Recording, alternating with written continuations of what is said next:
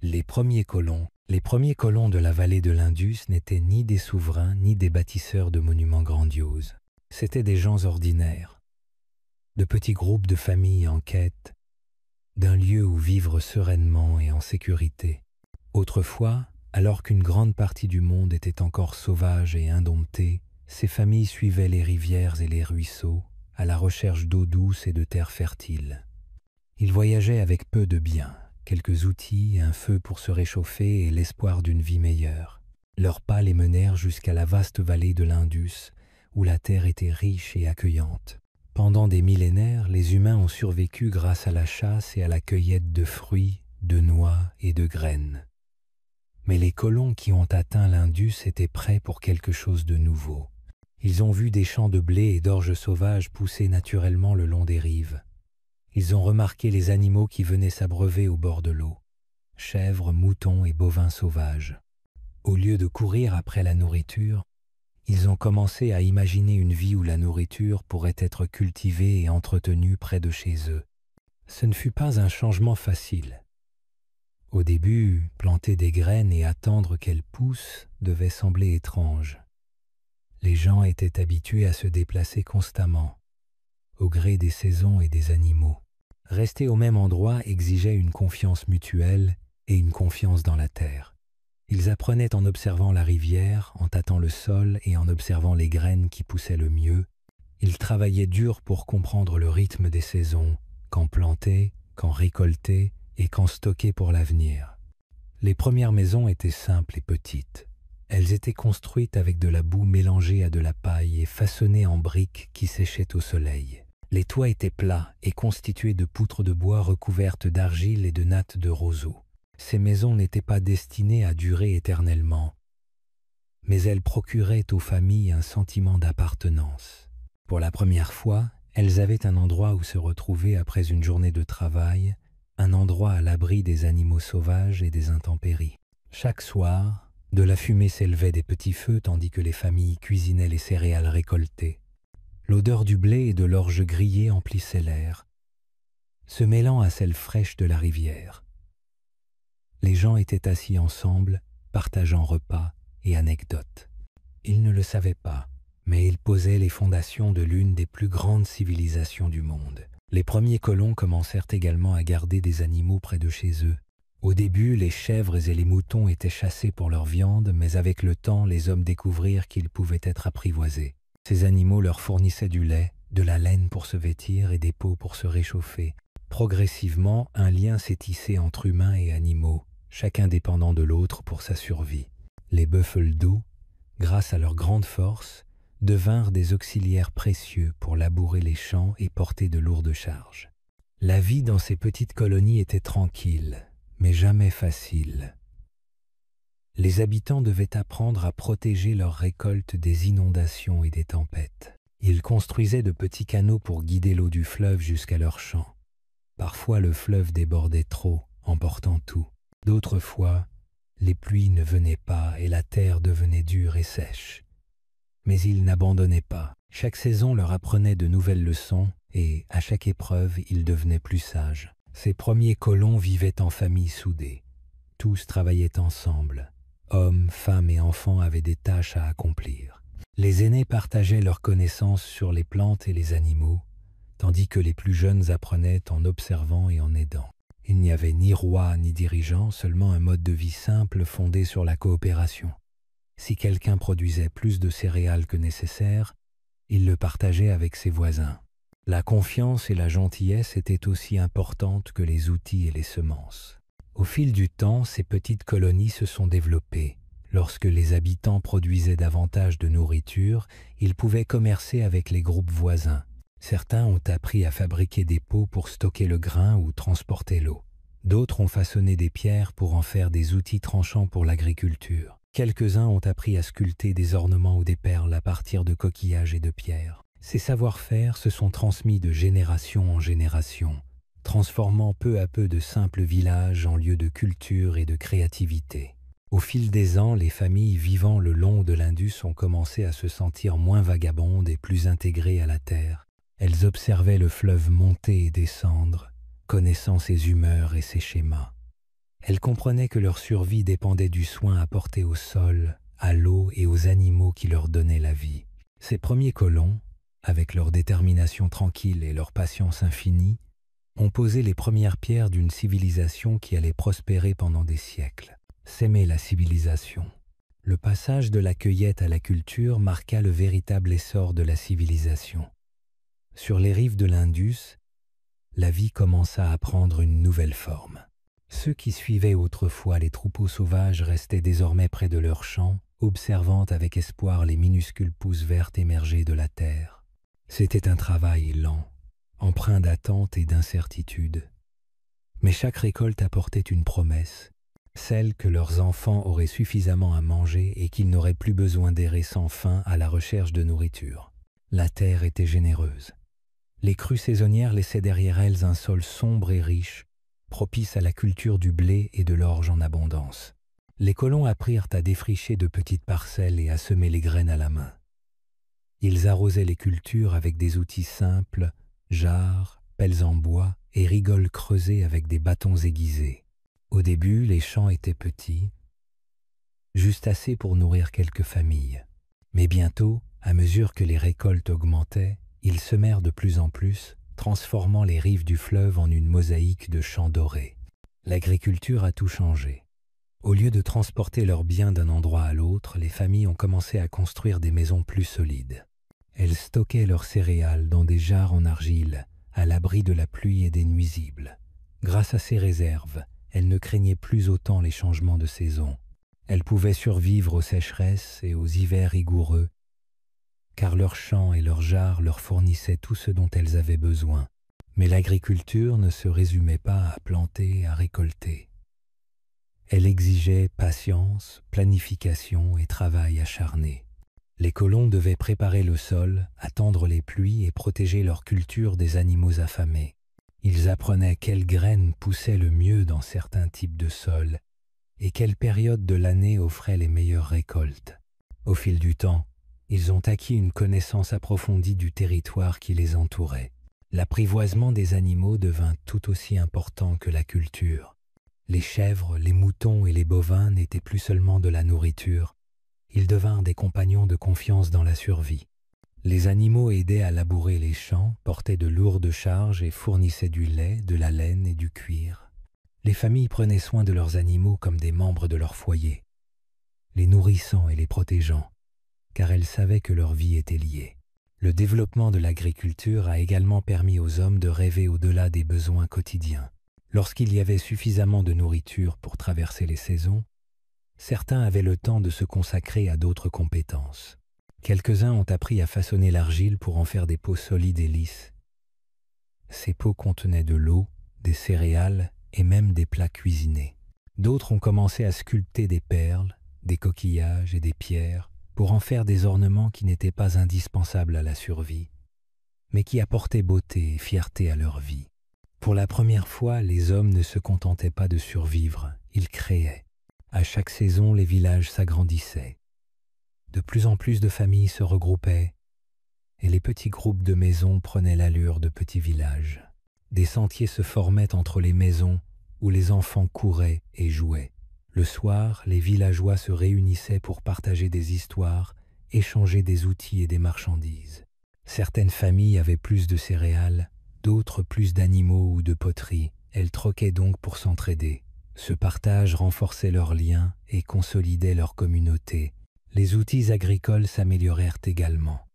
Les pierres furent façonnées en faucilles pour couper le grain, tandis que les meules transformaient le blé en farine. Ces outils se transmettaient de main en main, témoignant du partage du savoir entre les colons. Chaque nouvelle idée facilitait leur vie et abondait leur récolte. Progressivement, les savoir-faire d'une génération furent transmis à la suivante, et la sagesse agricole devint partie intégrante de leur mode de vie. Le fleuve lui-même jouait le rôle d'un guide silencieux. Il montait et descendait au gré des saisons, rappelant aux habitants la puissance de la nature. Les colons apprirent à le respecter, à composer avec ses crues et ses sécheresses. En retour, le fleuve leur offrait un sol fertile, du poisson à manger et un chemin qui les reliait aux autres communautés. Il devint le cœur de leur existence, façonnant leurs habitudes et leurs rêves. Les semis étaient plus qu'un moyen de se nourrir. C'était le début d'un processus bien plus vaste. C'était le début de la colonisation humaine, de la coopération et de la planification de l'avenir. Ces agriculteurs discrets, les mains dans la terre, ne pouvaient pas se douter qu'ils posaient les fondations d'une civilisation qui allait un jour surprendre le monde. L'ascension de Mehrgar, parmi les villages dispersés de la vallée de l'Indus, un lieu commença à briller plus que les autres. Il s'agissait de Mehrgar, un petit village qui allait devenir l'une des premières communautés agricoles d'Asie du Sud. Niché au pied des contreforts de l'actuel Pakistan, Mehrgar se dressait à la lisière de plaines fertiles et de montagnes escarpées. C'est ici que les premières étincelles d'une vie et d'une culture organisée commencèrent à briller, jetant les bases de ce qui allait devenir la grande civilisation de la vallée de l'Indus. Mehrgar était à l'origine un petit groupe de maisons en briques de terre crue.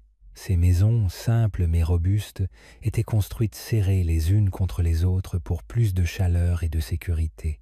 Les murs étaient en briques séchées au soleil, tandis que les toits étaient plats, soutenus par des poutres en bois recouvertes de roseaux et d'enduits de terre crue. Des 3 sentiers reliaient les maisons et, au centre du village, des espaces ouverts où les gens se réunissaient pour travailler, partager un repas et se raconter des histoires à ciel ouvert. Le bruit des pierres à moudre et les rires remplissaient l'air tandis que les familles vaquaient à leurs occupations quotidiennes. Les habitants de Mehrgar furent parmi les premiers de la région à maîtriser l'agriculture. Ils plantaient du blé, de l'orge et des lentilles dans des champs soigneusement préparés. À la récolte, ils stockaient le grain dans de grandes jarres en argile, garantissant ainsi la sécurité alimentaire pendant les mois secs. Ils cultivaient également du coton, une prouesse remarquable pour l'époque.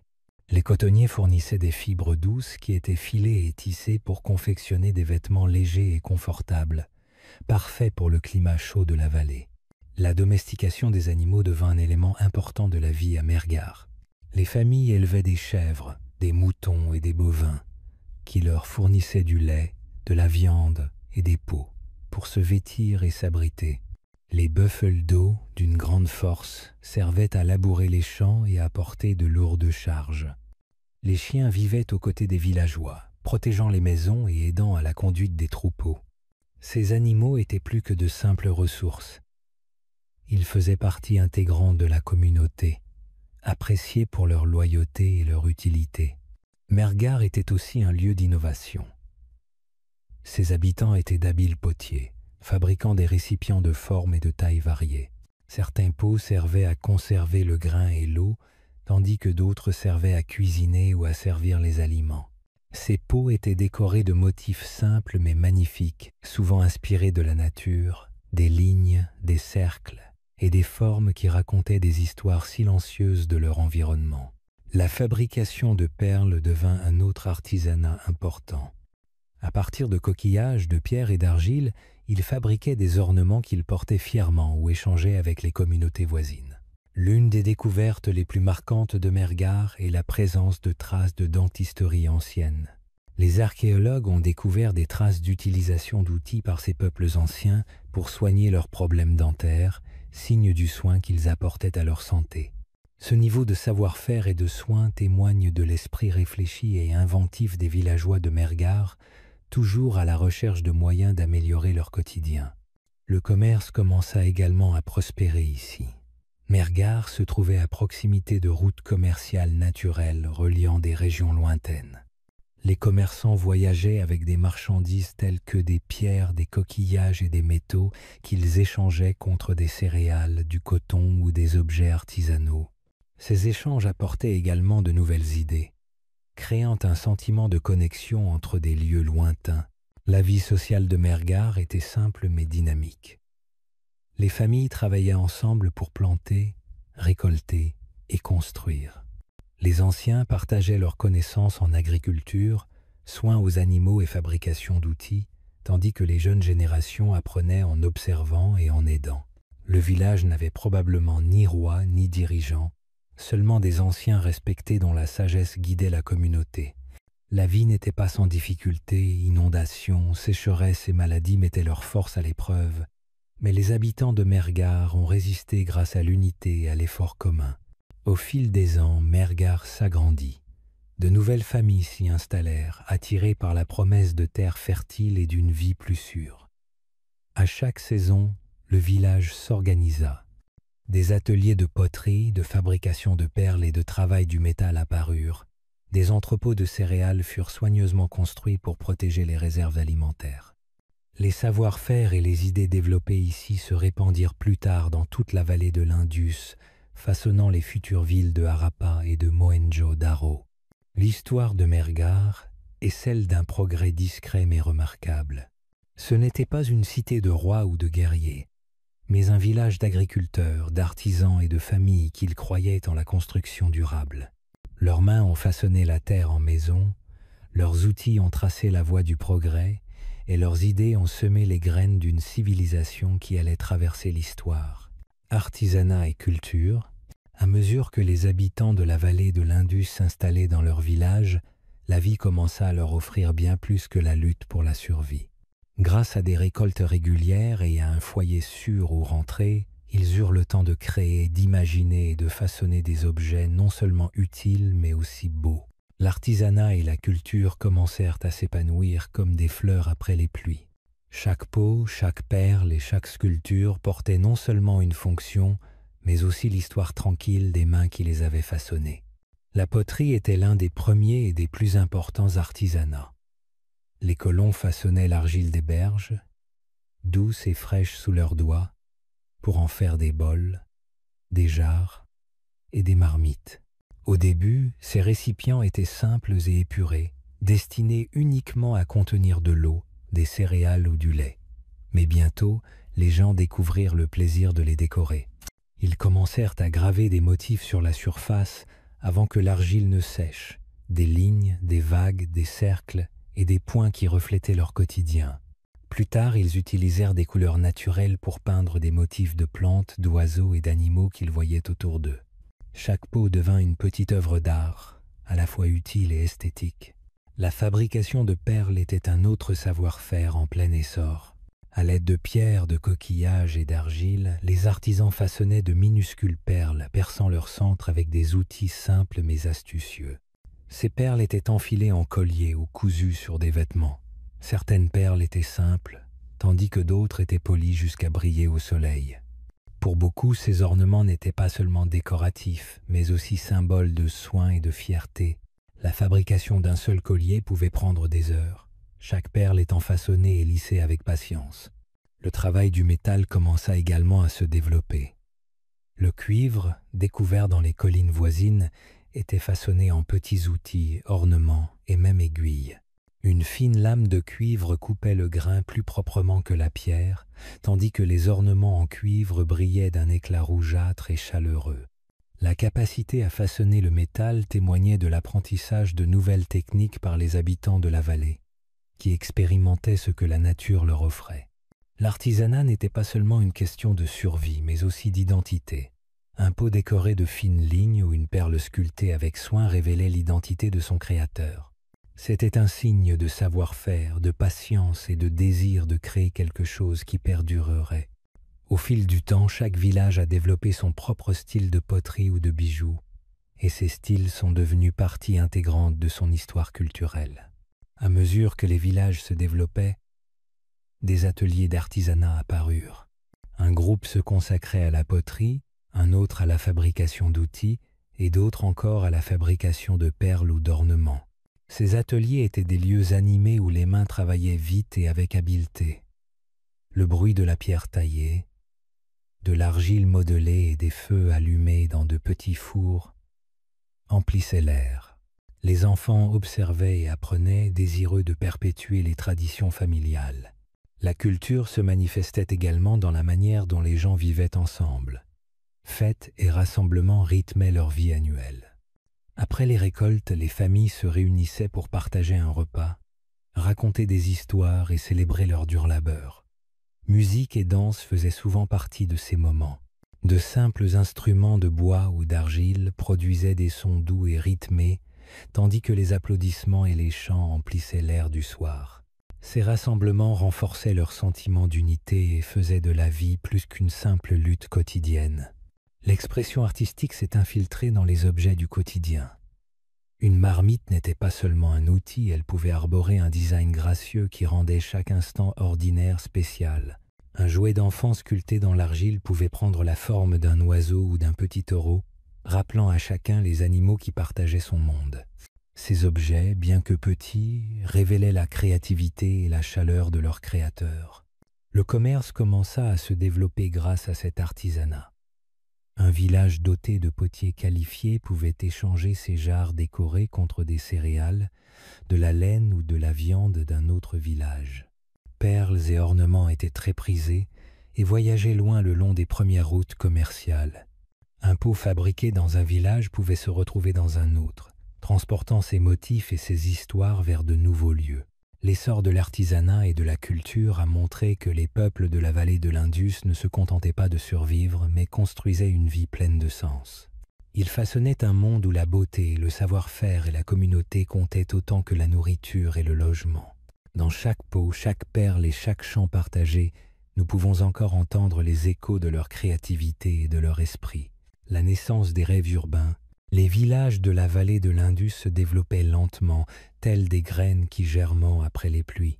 Année après année, les habitants récoltaient leurs champs, construisaient de meilleures maisons et fabriquaient des outils plus robustes. Au fil du temps, ces petites implantations commencèrent à évoluer. Ce qui n'était au départ qu'une poignée de familles vivant dans des huttes en briques de terre crues devint de plus grandes communautés où des dizaines de familles travaillaient ensemble. L'air de ces villages était empli non seulement de l'odeur des céréales fraîches et de la fumée des feux de cuisine, mais aussi des rires, des échanges et des projets d'avenir. Une nouvelle idée commença à prendre forme, celle d'une vie organisée, de la construction d'un monde plus vaste et plus durable qu'un simple village. Ce fut la naissance des rêves urbains. À mesure que de plus en plus de personnes s'installaient près des rives, la vie devint plus animée et plus connectée. Les agriculteurs produisaient suffisamment de céréales pour le commerce et les artisans créaient des outils, des poteries et des perles qui étaient échangés avec d'autres villages. Chaque famille n'était plus obligée de tout faire elle-même. Certains devinrent potiers à temps plein, tandis que d'autres devinrent des fabricants de perles ou d'outils qualifiés. Cette division du travail permit à la communauté de créer plus que jamais et bientôt elle eut des marchandises à échanger avec des villages éloignés. Le besoin d'urbanisme s'est accru avec la croissance démographique. Les chemins entre les maisons n'étaient plus aléatoires, ils devenaient droits et suffisamment larges pour le passage des charrettes et des animaux. Les premiers signes d'urbanisme sont apparus. Les maisons ont été construites en rangées, avec des espaces ouverts au centre pour les rassemblements et le stockage. Des puits ont été creusés pour approvisionner tous en eau, et des espaces ont été réservés à la fabrication et à la cuisson de la poterie. La vie n'était plus seulement une question de survie. Il s'agissait de construire un lieu où les familles pourraient vivre confortablement et en sécurité pendant des générations. Le stockage devint un besoin primordial. Il fallait protéger les céréales des nuisibles, de la pluie et des voleurs. C'est pourquoi des entrepôts collectifs furent construits où de grandes jarres en terre cuite étaient rangées en rangées, remplies de blé et d'orge. Les surplus alimentaires consolidaient la communauté. Même pendant les mauvaises saisons, ces réserves permettaient à chacun de vivre sans faim. La sécurité alimentaire permettait de rêver plus grand. Les villes devinrent également des lieux d'apprentissage. Les enfants regardaient leurs parents façonner des peaux, tisser du coton ou soigner des animaux, et ils apprenaient en copiant ces savoir-faire. Le savoir se transmettait ainsi, non pas encore par écrit, mais grâce aux conseils avisés des anciens. Chaque nouvelle génération améliorait les techniques de la précédente, fabriquant de meilleurs outils, construisant des maisons plus solides et trouvant des moyens plus astucieux d'utiliser l'eau du fleuve pour leurs champs. Les habitants de la vallée de l'Indus commencèrent à expérimenter avec des briques cuites au feu et non plus simplement séchées au soleil. Ces briques cuites étaient plus résistantes et duraient plus longtemps. Grâce à elles, ils construisirent des murs résistants à la pluie et au temps. Bientôt, des quartiers entiers furent construits avec ce nouveau matériau. Le rêve de bâtir des villes permanentes et durables était enfin né. Les marchés étaient un autre signe de cette vie urbaine croissante. De petits espaces étaient réservés où les commerçants pouvaient exposer leurs marchandises. Peaux, ornements, céréales, cotonnades et même perles colorées. Les gens se réunissaient pour échanger non seulement des objets, mais aussi des nouvelles d'ailleurs. Ces marchés étaient animés par les bruits des marchandages, les rires et les bavardages des voisins. Avec la multiplication des populations vivant à proximité les unes des autres, la propreté est devenue primordiale. Les colons ont alors commencé à créer des systèmes de drainage simples pour évacuer les eaux usées. Cette idée, simple mais astucieuse, a rendu la vie plus saine et plus agréable, notamment dans les zones surpeuplées. Ces premiers égouts ont donné un aperçu de l'urbanisme remarquable qui allait plus tard définir les grandes villes de la vallée de l'Indus, comme Harappa et Mohenjo-daro. La naissance des rêves urbains ne s'est pas faite du jour au lendemain. Elle a été lente et patiente, telle une rivière qui creuse son chemin au fil du temps. Chaque famille, chaque artisanat et chaque repas partagé ajoutaient une nouvelle dimension aux fondations de ces premières villes. Les habitants apprenaient non seulement à vivre, mais aussi à vivre ensemble, en harmonie, au sein d'une communauté plus vaste. Harappa émerge. Parmi les nombreuses villes en plein essor de la vallée de l'Indus, une colonie commença à se démarquer. Il s'agissait d'Harappa, qui allait devenir l'une des premières grandes cités du monde antique. Harappa était à l'origine un petit village agricole comme tant d'autres, mais au fil du temps, il s'est agrandi et s'est organisé. Il s'est développé dans les plaines fertiles près du fleuve, où les champs de blé et d'orge s'étendaient tels des tapis dorés sous le soleil. Les familles qui vivaient autrefois dans des huttes dispersées se rassemblaient désormais derrière des murs et des rues à l'aménagement soigné. Harappa n'était pas un simple village, c'était le début de quelque chose de bien plus grand, une ville qui allait servir de modèle à d'autres. La vie à Harappa était différente de celle des premiers peuplements. Les maisons y étaient plus solides et mieux construites, faites de briques cuites capables de résister aux fortes pluies et aux inondations. Ces briques étaient toutes de la même taille, parfaitement formées et ajustées, témoignant de la collaboration habile et organisée des habitants de Harappa. Les rues étaient droites et se croisaient à angle droit, divisant la ville en blocs bien nets. Un tel agencement était inédit dans la région. Il était clair que les habitants ne construisaient pas au hasard, ils concevaient leur ville avec réflexion et soin. Harappa était divisé en deux parties principales. La première était la citadelle, une zone surélevée entourée de murs, qui abritait probablement des bâtiments importants, des greniers et des espaces de rassemblement. L'autre partie était la ville basse, où la plupart des habitants vivaient et travaillaient. La citadelle dominait tout, telle une sentinelle, protégeant la ville des inondations et servant peu être de centre de commerce et de stockage. Ce n'était pas le palais d'un roi, mais un espace partagé appartenant à la communauté. La ville basse d'Harappa était pleine de vie. D'étroites ruelles couraient entre les rangées de maisons où les familles cuisinaient, discutaient et travaillaient à l'artisanat. La plupart des maisons avaient des cours où se déroulait la vie quotidienne. Les enfants jouaient, les femmes filaient le coton et les hommes façonnaient des outils ou préparaient le grain. Nombre d'habitations disposaient même de puits et de salles de bain privées, avec des canalisations reliées au réseau d'égouts principal de la ville. Cette attention portée à la propreté et au confort était très en avance sur son temps. La force d'Harappa résidait dans sa nourriture. Les agriculteurs des environs produisaient du blé, de l'orge, des pois et des graines de sésame en quantité largement suffisante pour nourrir la population. Ils utilisaient des méthodes d'irrigation astucieuses pour acheminer l'eau du fleuve jusqu'à leurs champs, garantissant ainsi de bonnes récoltes même en saison sèche. Le surplus de céréales était stocké dans de grands greniers à l'intérieur de la citadelle. Ces bâtiments, dotés de murs épais et de systèmes de ventilation astucieux, gardaient le grain au sec et en sécurité. En cas de besoin, la ville pouvait compter sur ces réserves pour nourrir sa population. Le commerce était un autre signe de la croissance d'Harappa. Sa situation géographique en faisait un lieu clé pour les échanges de marchandises entre les villages voisins et les régions lointaines. Les commerçants apportaient des tissus de coton, des perles, des poteries et des outils en métal pour les vendre et les troquer. En échange, ils rapportaient chez eux de la nourriture, des ornements ou des matières premières. Les habitants d'Harappa utilisaient de petits sceaux sculptés pour marquer les biens et en attester la propriété. Ces sceaux en pierre arboraient souvent des symboles ou des images d'animaux comme des taureaux, des éléphants et des oiseaux. Ils constituaient en quelque sorte les premières marques de fabrique, identifiant les fabricants et leurs produits. La vie quotidienne à Harappa était riche et variée. La ville résonnait du bruit des marteaux façonnant le cuivre, des roues filant l'argile, et les marchés grouillaient de commerçants et de voisins. Les femmes portaient des bijoux faits de perles, de coquillages et d'or, tandis que les hommes portaient souvent de petits outils ou des ornements attachés à leurs vêtements. La musique et les jeux faisaient également partie de leur univers. Les archéologues ont découvert de petites figurines en argile, des jouets et des plateaux de jeux, montrant que les habitants de Harappa accordaient autant d'importance aux jeux et aux loisirs qu'au travail. L'essor d'Harappa ne fut pas l'œuvre d'un seul dirigeant ni d'une seule génération.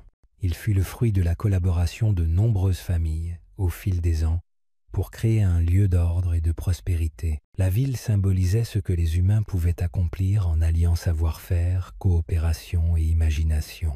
De ces rues parfaitement planifiées à ces marchés florissants, Harappa marqua les véritables débuts de la vie urbaine dans la vallée de l'Indus. Artisans et commerçants, les villes de la vallée de l'Indus n'ont pas été bâties uniquement par les agriculteurs. Derrière chaque brique, chaque pot et chaque perle se cachaient les mains expertes des artisans qui ont façonné le caractère de ces communautés. Ils étaient les artisans, les créateurs et les rêveurs qui transformaient les matières premières en objets utiles et beaux. Le bourdonnement de leur travail emplissait les rues et les cours. Le son rythmé des marteaux frappant le métal, des roues filant l'argile et des mains façonnant les ornements faisait partie intégrante de la vie urbaine, au même titre que le fleuve qui coulait à proximité. Les potiers comptaient parmi les artisans les plus respectés. Avec de simples tours et des mains sûres, ils transformaient l'argile tendre en récipients robustes. Ces pots n'étaient pas de simples contenants, c'étaient de véritables œuvres d'art, peints de motifs de poissons, d'oiseaux, de fleurs et de motifs géométriques. Chaque pot portait l'esprit de la terre et de ses habitants. Les familles les utilisaient pour stocker du grain, de l'eau ou des épices, tandis que les commerçants les remplissaient de marchandises destinées au marché. La poterie de la vallée de l'Indus, lisse et équilibrée, témoignait à la fois de savoir-faire et de patience. Les fabricants de perles étaient eux aussi très habiles. Ils travaillaient des pierres comme la cornaline, l'agate et le lapis-lazuli, les façonnant en minuscules perles parfaites. Ces perles étaient percées avec une telle précision qu'aujourd'hui encore, les archéologues s'émerveillent de leur savoir-faire. Femmes et hommes portaient des colliers et des bracelets confectionnés avec ces perles, non seulement comme décoration, mais aussi comme symbole de statut et d'identité. Certaines perles étaient échangées comme objets de commerce précieux, voyageant bien au-delà de la vallée, vers des terres que les artisans eux-mêmes ne verraient peu, être jamais. Les métallurgistes jouaient également un rôle important. Ils utilisaient le cuivre et le bronze pour créer des outils, des ornements et des armes. Une lame ou un ciseau en cuivre était plus tranchant et plus résistant que la pierre, ce qui en faisait un outil essentiel pour l'agriculture et la construction.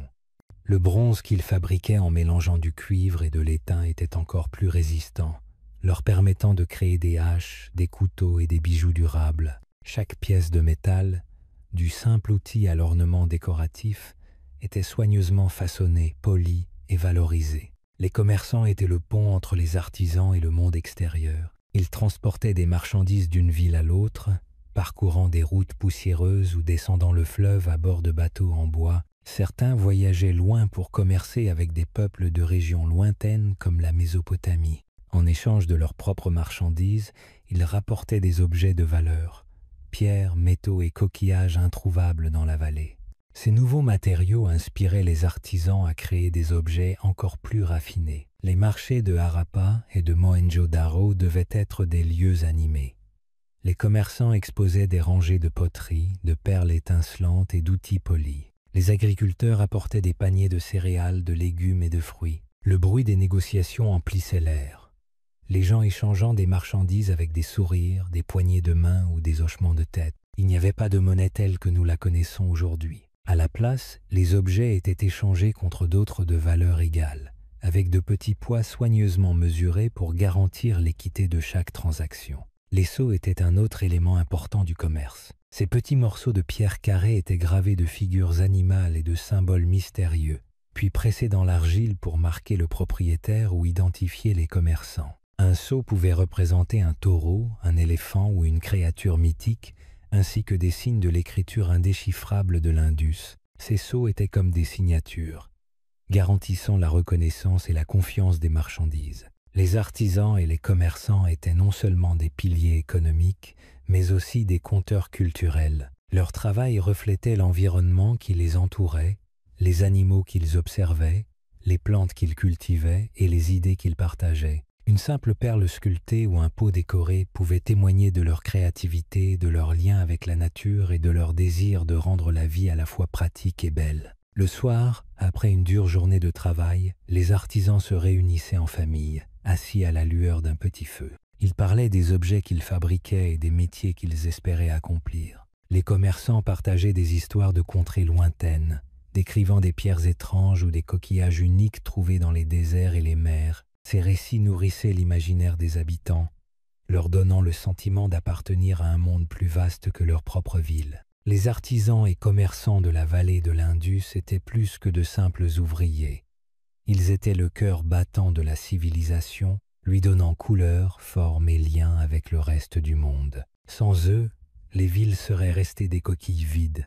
Grâce à leur créativité et à leur dévouement, la vallée de l'Indus a prospéré, laissant derrière elle des trésors qui témoignent encore de son histoire aujourd'hui. Sceaux et écritures. Parmi les nombreux artefacts laissés par les peuples de la vallée de l'Indus, aucun n'est aussi mystérieux et fascinant que leurs sceaux et leurs écritures. Ces petits objets, sculptés avec savoir-faire et soin, recèlent les secrets d'un monde disparu il y a des milliers d'années. Chaque sceau est tel un messager silencieux, porteur de symboles et d'images que nous avons encore du mal à comprendre. Ils évoquent le commerce, l'identité et les croyances, mais leur véritable signification demeure enfermée dans la langue inconnue des peuples de l'Indus. Les sceaux étaient généralement fabriqués en stéatite, une pierre tendre qui permettait de sculpter avec une grande finesse. Après la sculpture, ils étaient durcis au feu, ce qui les rendait suffisamment solides pour durer des siècles. Chaque sceau était suffisamment petit pour tenir dans la paume d'une main, mais sa surface portait des symboles puissants, des images d'animaux comme des taureaux, des éléphants, des tigres et des créatures mythiques qui pouvaient avoir une signification particulière. Certains sceaux représentent une majestueuse figure de licorne, ce qui a intrigué les historiens pendant des années. Ces animaux étaient-ils sacrés? Représentaient-ils des clans, des familles ou des professions? Nous ne le saurons peu, être jamais avec certitude, mais les détails soignés de chaque sceau témoignent de leur importance. Les sceaux n'étaient pas de simples objets décoratifs. C'étaient des outils pratiques. Les commerçants les utilisaient comme des tampons pour marquer leurs marchandises. Un sceau était pressé dans l'argile molle, laissant une empreinte qui faisait office de signature ou de garantie de propriété. Si une jarre de céréales ou un sac de perles portait un sceau particulier, chacun savait à qui il appartenait et d'où il venait. Ce système de marquage des marchandises témoigne de l'organisation et du développement du commerce dans la vallée de l'Indus. Mais l'aspect le plus intrigant de ces sceaux réside être dans leur écriture, la mystérieuse écriture de l'Indus. Ces signes et symboles apparaissent sur des centaines de sceaux, de poteries et d'autres objets, mais personne n'a réussi à les déchiffrer. L'écriture est composée de petites formes simples, lignes, cercles et motifs, qui ressemblent à un croisement entre des images et des lettres. Certaines inscriptions ne comportent que quelques signes, tandis que d'autres présentent une séquence plus longue. De nombreux chercheurs ont tenté de percer le sens de cette écriture. Ils l'ont comparée à d'autres langues anciennes comme les hiéroglyphes sumériens et égyptiens, mais l'écriture de l'Indus semble obéir à des règles qui lui sont propres. En l'absence de longs textes ou d'inscriptions bilingues comme la pierre de Rosette, la véritable signification de cette écriture demeure un mystère. Nous ignorons si elle servait à consigner des échanges commerciaux, des prières, des lois ou autre chose. Chaque sceau, avec ses symboles, est comme une pièce de puzzle, attendant que quelqu'un l'intègre à un ensemble plus vaste. Les animaux représentés sur les sceaux pouvaient également avoir une signification spirituelle. Un taureau symbolisait peu, être la force et la fertilité, tandis qu'un éléphant représentait la sagesse et le pouvoir. Certains sceaux représentent des scènes avec des figures humaines et animales, racontant peu être des histoires ou des mythes. La figure de licorne, présente sur de nombreux sceaux, pourrait avoir été un animal sacré ou légendaire pour les peuples de la vallée de l'Indus. La beauté de ces sceaux réside non seulement dans leur mystère, mais aussi dans leur savoir-faire. Graver des motifs aussi minuscules et détaillés dans la pierre exigeait des mains sûres et des outils tranchants. Les artisans qui les fabriquaient étaient hautement qualifiés et leur travail était apprécié des commerçants comme des familles. Un sceau pouvait se transmettre de génération en génération, porteur d'un sentiment d'identité et d'histoire. Les sceaux faisaient également partie d'un système plus vaste de mesure et de normalisation. Les poids et les outils utilisés dans le commerce étaient soigneusement conçus pour être uniformes, et les sceaux consolidaient ce système de confiance. Dans un monde sans contrat écrit ni pièce de monnaie, ces sceaux constituaient un gage d'honnêteté et de qualité. Aujourd'hui encore, lorsque les archéologues découvrent un sceau de la vallée de l'Indus, ils ont l'impression de détenir un fragment d'une histoire inédite. Chaque ligne gravée évoque une époque où le commerce, l'art et la communication prospéraient, d'une manière que nous cherchons encore à comprendre pleinement. Les sceaux et les écritures de la vallée de l'Indus nous rappellent qu'il reste encore tant à découvrir sur le passé. Ce sont de petits trésors silencieux, porteurs de la voix d'une civilisation qui nous parle encore, mais avec des mots indéchiffrables. Cette voix oubliée, gravée dans la pierre, soulève des questions essentielles sur la nature même de la civilisation de l'Indus. Qui étaient ces gens capables de produire une écriture complexe et un art si raffiné, sans laisser de traces de royaumes, de rois ou de conquêtes? Les sceaux nous montrent une société avancée, mais profondément pacifique, où la communication écrite et visuelle servait à organiser la vie quotidienne, plutôt qu'à glorifier des chefs ou raconter des guerres. Dans ce sens, ces objets minuscules nous offrent un aperçu rare d'un monde fondé sur l'ordre, le commerce, et peut être même l'égalité. Il est frappant de constater à quel point ces sceaux ont été répandus. On les retrouve dans de nombreuses cités du monde de l'Indus, comme Harappa, Mohenjo-Daro, Lothal, Dholavira et Kalibangan. Cette diffusion uniforme indique l'existence d'un système de communication largement partagé, probablement compris par les habitants de différentes régions. Les symboles, bien qu'encore non traduits, étaient alors porteurs de sens clairs pour ceux qui les utilisaient. Cela suggère une culture profondément interconnectée, avec des valeurs et des pratiques communes, maintenues à travers un réseau commercial et social sophistiqué. Les sceaux servaient aussi probablement de moyens d'identification personnelle ou professionnelle. Certains archéologues pensent qu'ils pouvaient fonctionner comme des sortes de cartes d'identité ou de cachets professionnels, indiquant le nom du marchand ou la nature des biens échangés. Une jarre portant le sceau d'un artisan particulier pouvait témoigner de la qualité du produit, assurant ainsi la réputation du producteur à travers de longues distances. Ce système de confiance basé sur l'image plutôt que sur la parole écrite est d'une ingéniosité remarquable. On a également retrouvé des sceaux dans des sites hors de la vallée de l'Indus, comme en Mésopotamie. Cela prouve que le commerce international existait déjà à cette époque et que la civilisation de l'Indus faisait partie d'un monde bien plus vaste. Ces contacts entre cultures étaient probablement pacifiques, fondés sur l'échange de biens, de techniques et peu être d'idées religieuses ou artistiques. Les sceaux devenaient alors des objets de reconnaissance mutuelle entre civilisations. Chaque nouvelle découverte ajoute une pièce au puzzle, mais soulève aussi de nouvelles interrogations. Par exemple, pourquoi cette écriture a-t-elle disparu? Était-elle transmise oralement et donc perdue avec le temps? A-t-elle évolué en une autre forme que nous ne savons pas relier à l'original? Ou bien la disparition des cités de l'Indus a-t-elle effacé tout contexte nécessaire à la compréhension de ces symboles? Tant de possibilités demeurent ouvertes, rendant chaque sceau retrouvé encore plus précieux. Les matériaux choisis pour graver les sceaux montrent aussi une connaissance poussée de la nature. La stéatite, par sa tendresse, permettait des gravures précises. Après cuisson, elle devenait dure et résistante, idéale pour être utilisée sur l'argile fraîche. Les artisans connaissaient les propriétés des pierres, savaient polir, creuser, ciseler avec exactitude et créaient des formes harmonieuses en peu d'espace. C'est un art à la fois miniature et immense par sa signification. L'étude des sceaux nous rapproche d'une vérité fondamentale. La communication humaine dépasse les mots. Même sans pouvoir lire l'écriture de l'Indus, nous comprenons qu'elle était précieuse. Elle avait un but, elle véhiculait des idées, elle unissait un peuple autour de codes partagés. Elle nous montre que l'écriture ne naît pas uniquement de la nécessité politique ou religieuse, mais aussi du besoin d'organiser la vie quotidienne, de transmettre la mémoire, d'assurer la confiance.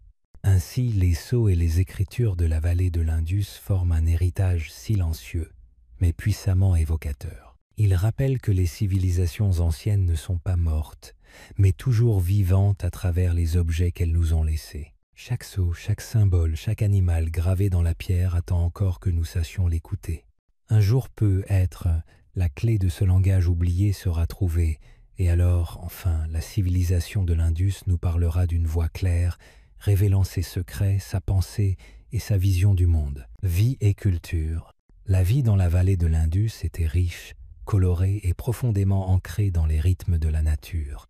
Bien que des milliers d'années se soient écoulées, les vestiges et les ruines laissées sur place nous permettent d'imaginer le quotidien de ces peuples anciens. Leur culture ne se limitait pas à la survie, mais visait aussi à créer confort, beauté et harmonie dans leur environnement. Chaque détail de leur vie, de leurs vêtements à leur nourriture, de leurs jeux à leurs célébrations, témoigne de leur attachement au travail et à la joie. Les maisons des peuples de l'Indus regorgeaient d'objets simples mais pratiques. Des pots en terre cuite de différentes tailles contenaient céréales, lentilles, lait et eau. Outils en pierre, lames de cuivre et ustensiles en bois étaient soigneusement disposés pour l'usage quotidien. Des tissus de coton, tissés avec savoir-faire, étaient suspendus à des cadres en bois ou soigneusement pliés dans des paniers. Chaque chose avait sa place, témoignant de leur organisation et de leur souci du détail au quotidien. Les vêtements étaient principalement confectionnés en coton, un matériau abondant dans la vallée fertile. Les fibres de coton étaient filées puis tissées sur de simples métiers à tisser.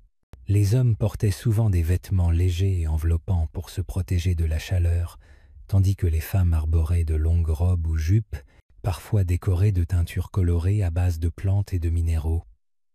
Les bijoux constituaient un élément important de leur apparence. Les femmes portaient des colliers de perles, des bracelets en coquillage ou en métal et des boucles d'oreilles en or ou en cuivre. Même les enfants portaient de petits ornements qu'ils portaient avec fierté. Dans la vallée de l'Indus, la nourriture était fraîche et variée. Le blé et l'orge constituaient la base de leur alimentation, cuits en galettes ou en porridge. Ils cultivaient également des pois, des graines de sésame et divers fruits et légumes. Le lait de vache, de chèvre et de buffle d'eau servaient à fabriquer du beurre et des yaourts. Le poisson de rivière et la viande d'animaux domestiques étaient consommés lors des occasions spéciales. Les repas étaient souvent simples, cuits dans des fours en terre cuite, mais toujours nourrissants et partagés en famille. La vie ne se résumait pas au travail. Les habitants de la vallée de l'Indus appréciaient les jeux, la musique et les loisirs. Les archéologues ont découvert des figurines d'animaux en argile et de petites charrettes, probablement des jouets pour enfants. Des plateaux de jeux ornés de motifs sculptés et des dés en pierre témoignent de l'intérêt des adultes pour les jeux de société, peu être similaires à ceux auxquels nous jouons encore aujourd'hui. La musique était omniprésente lors de leurs rassemblements. Flûtes, tambours et instruments à cordes simples emplissaient l'air de mélodie lors des fêtes et des soirées. Les célébrations étaient probablement liées aux saisons et aux récoltes.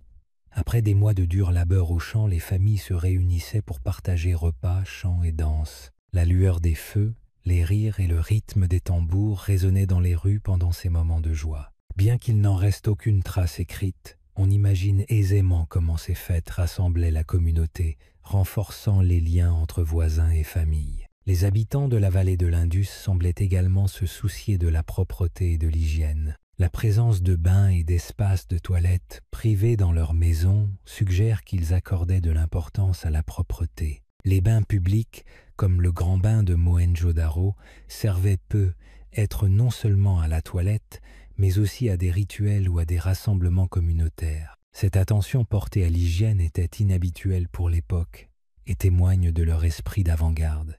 L'artisanat et l'art faisaient partie intégrante de la vie quotidienne. Les femmes peignaient des poteries et les hommes sculptaient de petites statues ou fabriquaient des perles complexes.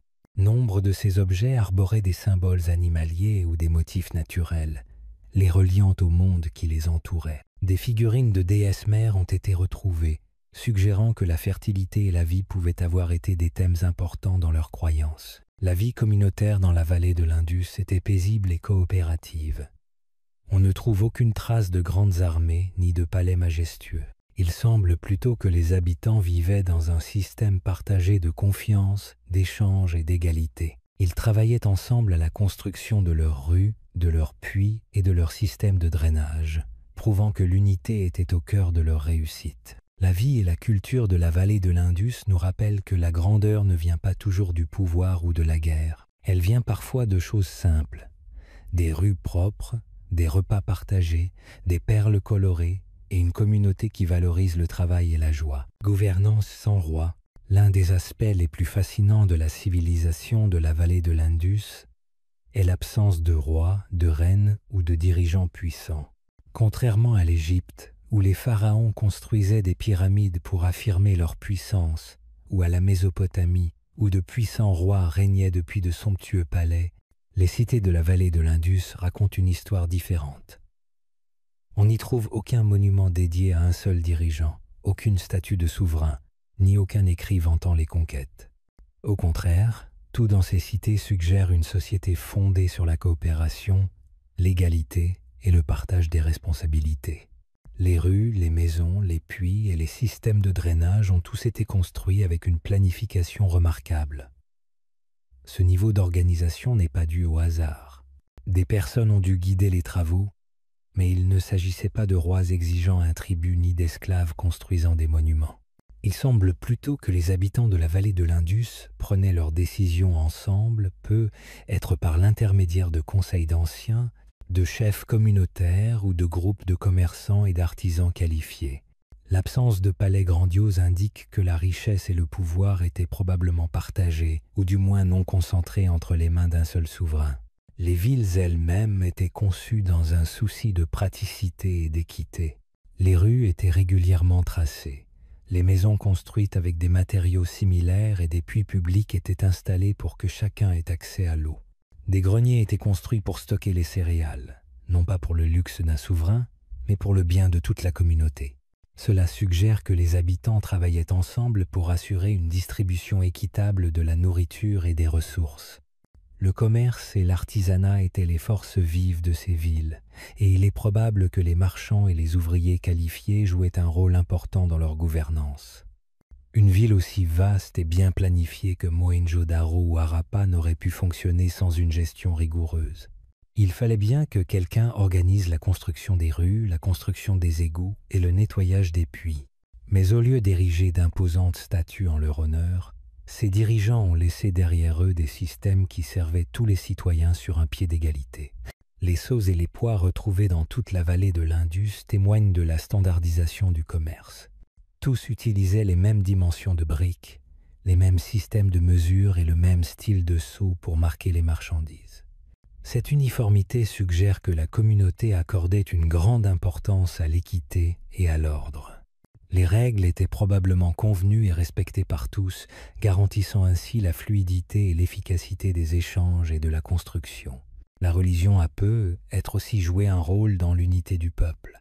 De petites figurines de divinités, des symboles de fertilité et des animaux sacrés comme des taureaux et des éléphants ont été retrouvés dans différentes villes. Ces symboles communs suggèrent un système de croyances commun qui a pu encourager la coopération et l'harmonie. Plutôt que de construire des temples imposants ou des statues de dieux, les peuples de l'Indus exprimaient leur spiritualité de manière plus simple et plus personnelle, comme dans leur maison, leur seau ou leur bain commun. Il est également possible que les villes aient été divisées en groupes ou quartiers, chacun doté de ses propres dirigeants locaux qui prenaient les décisions pour la communauté. Ces groupes se réunissaient être pour discuter de projets plus vastes, comme la construction de puits ou le nettoyage des canalisations.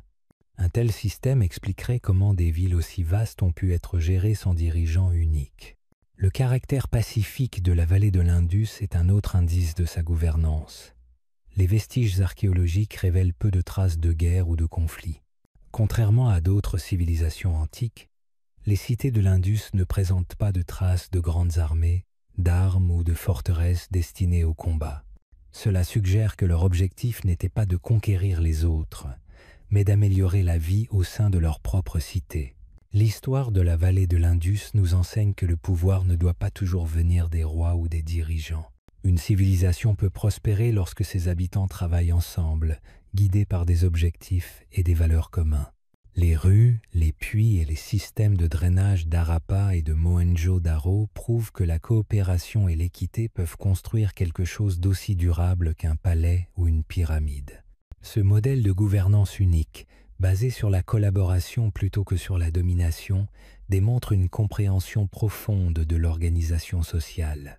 Les habitants de la vallée de l'Indus ne construisaient pas pour glorifier une élite, mais pour répondre aux besoins de tous. Chaque infrastructure, chaque élément du paysage urbain semble avoir été conçu avec une vision d'ensemble, centrée sur l'utilité, la simplicité et l'accès partagé. Cela reflète une mentalité axée sur le bien commun, bien avant que ces notions deviennent des principes modernes. La gestion de l'eau en est un parfait exemple. Dans une région où les ressources naturelles pouvaient varier selon les saisons, la capacité à capter, stocker et distribuer l'eau efficacement était essentielle. Ce défi a été relevé non pas par la volonté d'un souverain, mais grâce à des systèmes collectifs soigneusement pensés. Les réservoirs, les égouts couverts et les drains en pente ne sont pas seulement des réussites techniques, ils sont le fruit d'une culture qui valorise la planification partagée et la prévoyance. L'absence d'éléments ostentatoires dans les ruines telles que statues géantes ou tombeaux royaux suggère également que le pouvoir n'était pas utilisé pour créer de la distance entre les citoyens. Il n'y avait pas de trône sculpté ni d'emblèmes royaux. Le prestige semblait découler non pas de la richesse matérielle, mais de la capacité à contribuer à la collectivité. Ce silence monumental devient un message fort. La grandeur de cette civilisation résidait dans sa structure sociale harmonieuse et non dans la gloire d'individus. Cette forme de gouvernance distribuée aurait également permis une meilleure résilience. En répartissant les responsabilités à travers différents quartiers ou groupes, les villes pouvaient continuer à fonctionner même en cas de difficultés locales. Si un quartier était touché par une crise, les autres pouvaient continuer à fournir un soutien. Cette approche flexible, sans centralisation excessive, est sans doute l'une des raisons pour lesquelles la civilisation de l'Indus a prospéré pendant plusieurs siècles. La manière dont les tâches étaient partagées montre aussi l'importance de la confiance. Chaque groupe, qu'il s'agisse d'artisans, de commerçants, de bâtisseurs ou de fermiers, avait un rôle clair à jouer. Les échanges étaient encadrés par des systèmes standardisés qui réduisaient les conflits et garantissaient l'équité. Dans un monde sans monnaie moderne ni contrat juridique formel, cette culture de la fiabilité mutuelle était essentielle. Les enfants, en grandissant dans un tel environnement, devaient apprendre dès leur plus jeune âge les valeurs de la coopération, du respect et de la responsabilité collective. Cela devait faire partie intégrante de leur éducation, transmise par les familles, les voisins et les anciens. Ce tissu social serré renforçait la cohésion, même sans structure politique centralisée. De plus, le rôle des femmes dans cette société reste encore mystérieux, mais certains indices suggèrent qu'elles participaient activement à la vie économique et domestique.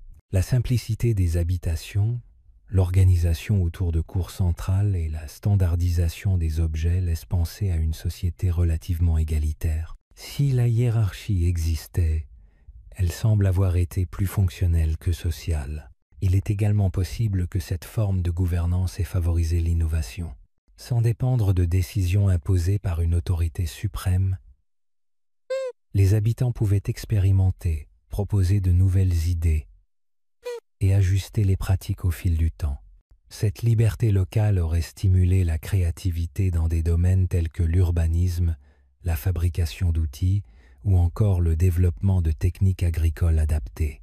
En somme, la civilisation de la vallée de l'Indus nous propose un modèle alternatif de société ancienne, sans roi, sans guerre, sans temple géant. mais avec un fort sens de la solidarité, de la justice et de la responsabilité. Elle nous invite à réfléchir à d'autres façons d'organiser nos communautés, plus inclusives et respectueuses des besoins de chacun. Ce qu'ils ont construit, ce qu'ils ont laissé, n'est pas un héritage de pierre froide, mais une inspiration vivante, une leçon silencieuse sur la force de l'union. Courant spirituel, les habitants de la vallée de l'Indus n'ont laissé derrière eux ni temple grandiose ni statue divine imposante, mais leur vie était imprégnée de signes de croyance spirituelle. Leur spiritualité coulait paisiblement, comme les rivières qui les nourrissaient. On la retrouve dans leurs petites figurines, leurs structures soigneusement construites et les symboles mystérieux gravés sur leurs sceaux. Ces traces nous révèlent leur croyance en des forces supérieures à eux-mêmes, au cycle de la vie, à la fertilité et à la puissance de la nature. L'un des symboles les plus fascinants de leur vie spirituelle est le grand bain de Mohenjo-Daro. Ce grand bassin, soigneusement construit en briques étanches et revêtu de goudron naturel, suggère que l'eau avait une signification sacrée. Il servait peu être de bains rituels, où les gens se purifiaient avant les cérémonies ou les festivals. Se baigner dans une eau propre était peu. Être perçu comme un moyen de se débarrasser non seulement de la saleté, mais aussi de la malchance ou des énergies négatives. Les efforts et le savoir-faire nécessaires à la construction d'une telle structure montrent qu'il s'agissait bien plus qu'un simple lieu de toilette. C'était un lieu de rassemblement, de communauté et de renouveau spirituel. Des figurines de déesses mères ont également été découvertes dans la vallée de l'Indus. Ces petites statues, souvent représentées par une figure féminine aux hanches larges et aux ornements détaillés, suggèrent une croyance en la fertilité, la croissance et la vie. Elles pourraient avoir été des symboles d'espoir de bonne récolte, de famille saine et de continuité de la vie. La présence de ces figures dans de nombreux foyers indique que la spiritualité ne se limitait pas aux espaces publics. Elle faisait partie intégrante de la vie quotidienne, ancrée dans les habitudes des familles ordinaires. Les animaux jouaient également un rôle particulier dans leur monde spirituel. Taureaux, éléphants et créatures mythiques apparaissent sans cesse sur les sceaux. Le taureau fort et puissant symbolisait peu être la fertilité et la force. Les éléphants sages et endurants étaient peu être considérés comme les gardiens de la terre. La créature semblable à une licorne, gravée sur de nombreux sceaux, demeure un mystère, mais son apparition répétée suggère qu'elle avait une signification sacrée ou symbolique. Le feu jouait peu être aussi un rôle important dans leur rituel. Les archéologues ont découvert des traces d'autels du feu à certains endroits, suggérant que les offrandes ou les cérémonies impliquant des flammes faisaient partie de leurs pratiques spirituelles. Le feu, comme l'eau, est à la fois puissant et purificateur. Il peut apporter chaleur et lumière, mais il peut aussi détruire. Pour les peuples de la vallée de l'Indus, il représentait peu être l'équilibre de la vie. L'absence de temples ou de statues imposants ne signifie pas que leurs croyances étaient faibles ou désorganisées. Au contraire, elle suggère un lien plus simple et plus personnel avec le divin. Au lieu d'ériger des monuments à la gloire des dieux ou des souverains, ils construisaient des rues propres, des puits et des systèmes de drainage, des éléments au service de la communauté. Peu êtres croyaient-ils que prendre soin de leur peuple et de leur environnement était en soi un devoir spirituel. Leur écriture, bien qu'indéchiffrée, pourrait également contenir des indices sur leurs croyances. Les symboles figurant sur les sceaux pouvaient représenter des prières, des bénédictions ou des noms de divinités.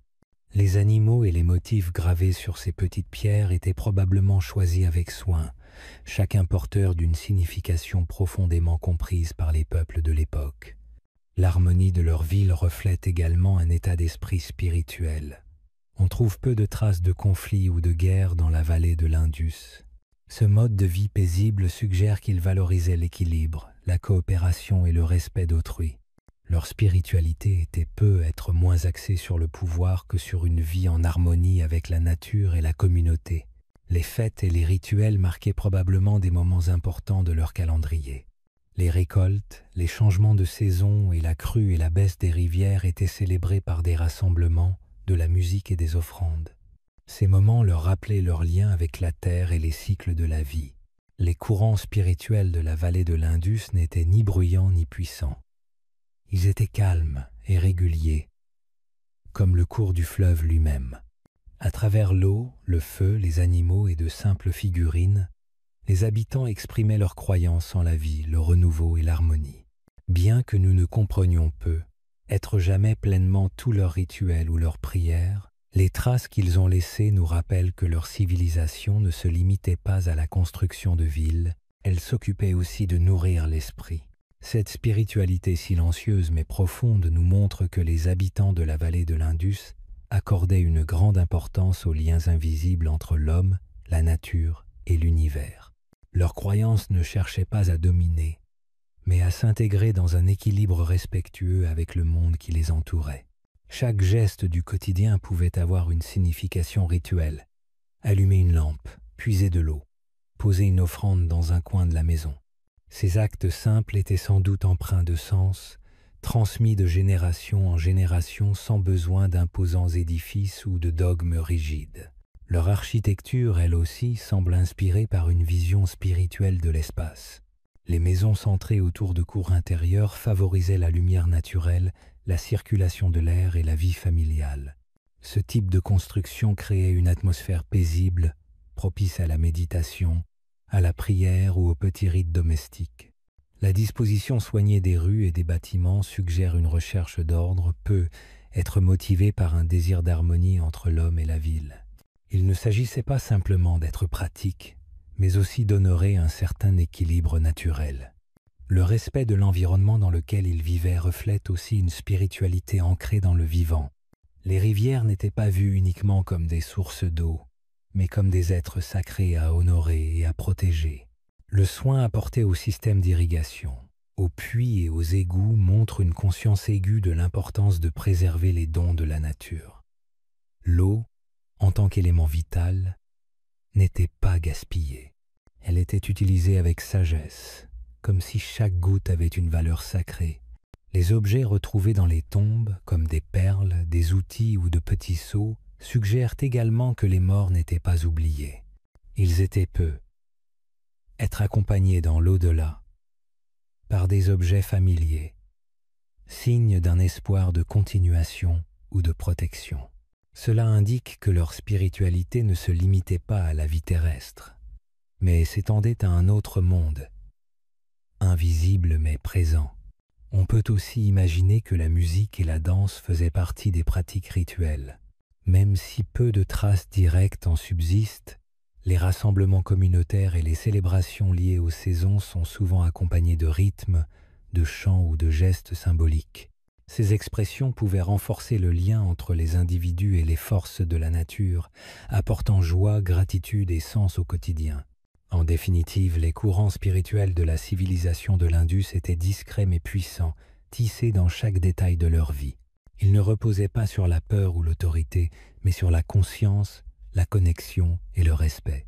Leur héritage spirituel, bien qu'encore enveloppé de mystère, continue de nous inspirer par sa simplicité et sa profondeur. Il nous invite à redécouvrir un rapport plus doux et équilibré au monde, à la nature et à nous-mêmes. Expansion au-delà de la vallée. Avec l'essor des cités de Harappa et de Mohenjo-Daro, l'influence de la civilisation de la vallée de l'Indus commença à s'étendre bien au-delà de ses rives. Les habitants ne se contentèrent pas de rester au même endroit. Ils explorèrent, commercèrent et fondèrent de nouvelles colonies, transportant leur savoir-faire et leurs idées vers des contrées lointaines. Cette expansion n'était motivée ni par la guerre ni par la conquête, mais par le désir de partager biens, savoir et culture.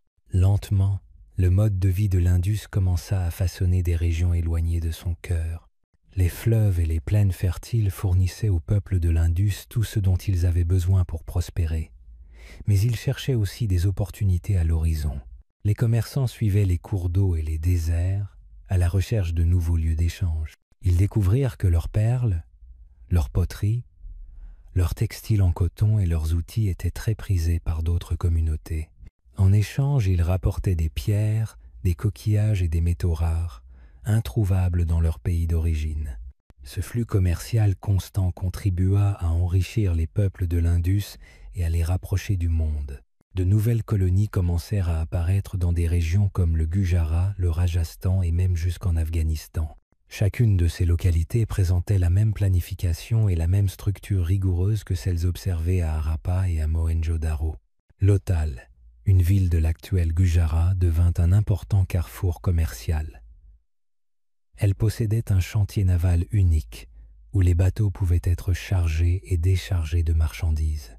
Cela montre que les habitants de la vallée de l'Indus maîtrisaient non seulement le commerce terrestre, mais aussi le commerce maritime, voyageant le long du littoral et à travers la mer d'Arabie. Lothal était également célèbre pour ses ateliers de fabrication de perles. Les artisans y créaient des perles à partir de pierres semi-précieuses comme la cornaline et l'agate, les façonnant et les polissant avec une grande habileté. Ces perles étaient si fines qu'elles devinrent recherchées dans des contrées lointaines, atteignant les marchés de Mésopotamie et au-delà. Les habitants de Lothal fabriquaient également de magnifiques poteries peintes, qu'ils échangeaient contre du cuivre, de l'étain et d'autres matériaux nécessaires à la fabrication d'outils et d'ornements. Un autre site important était Dholavira, situé dans ce qui est aujourd'hui l'ouest de l'Inde.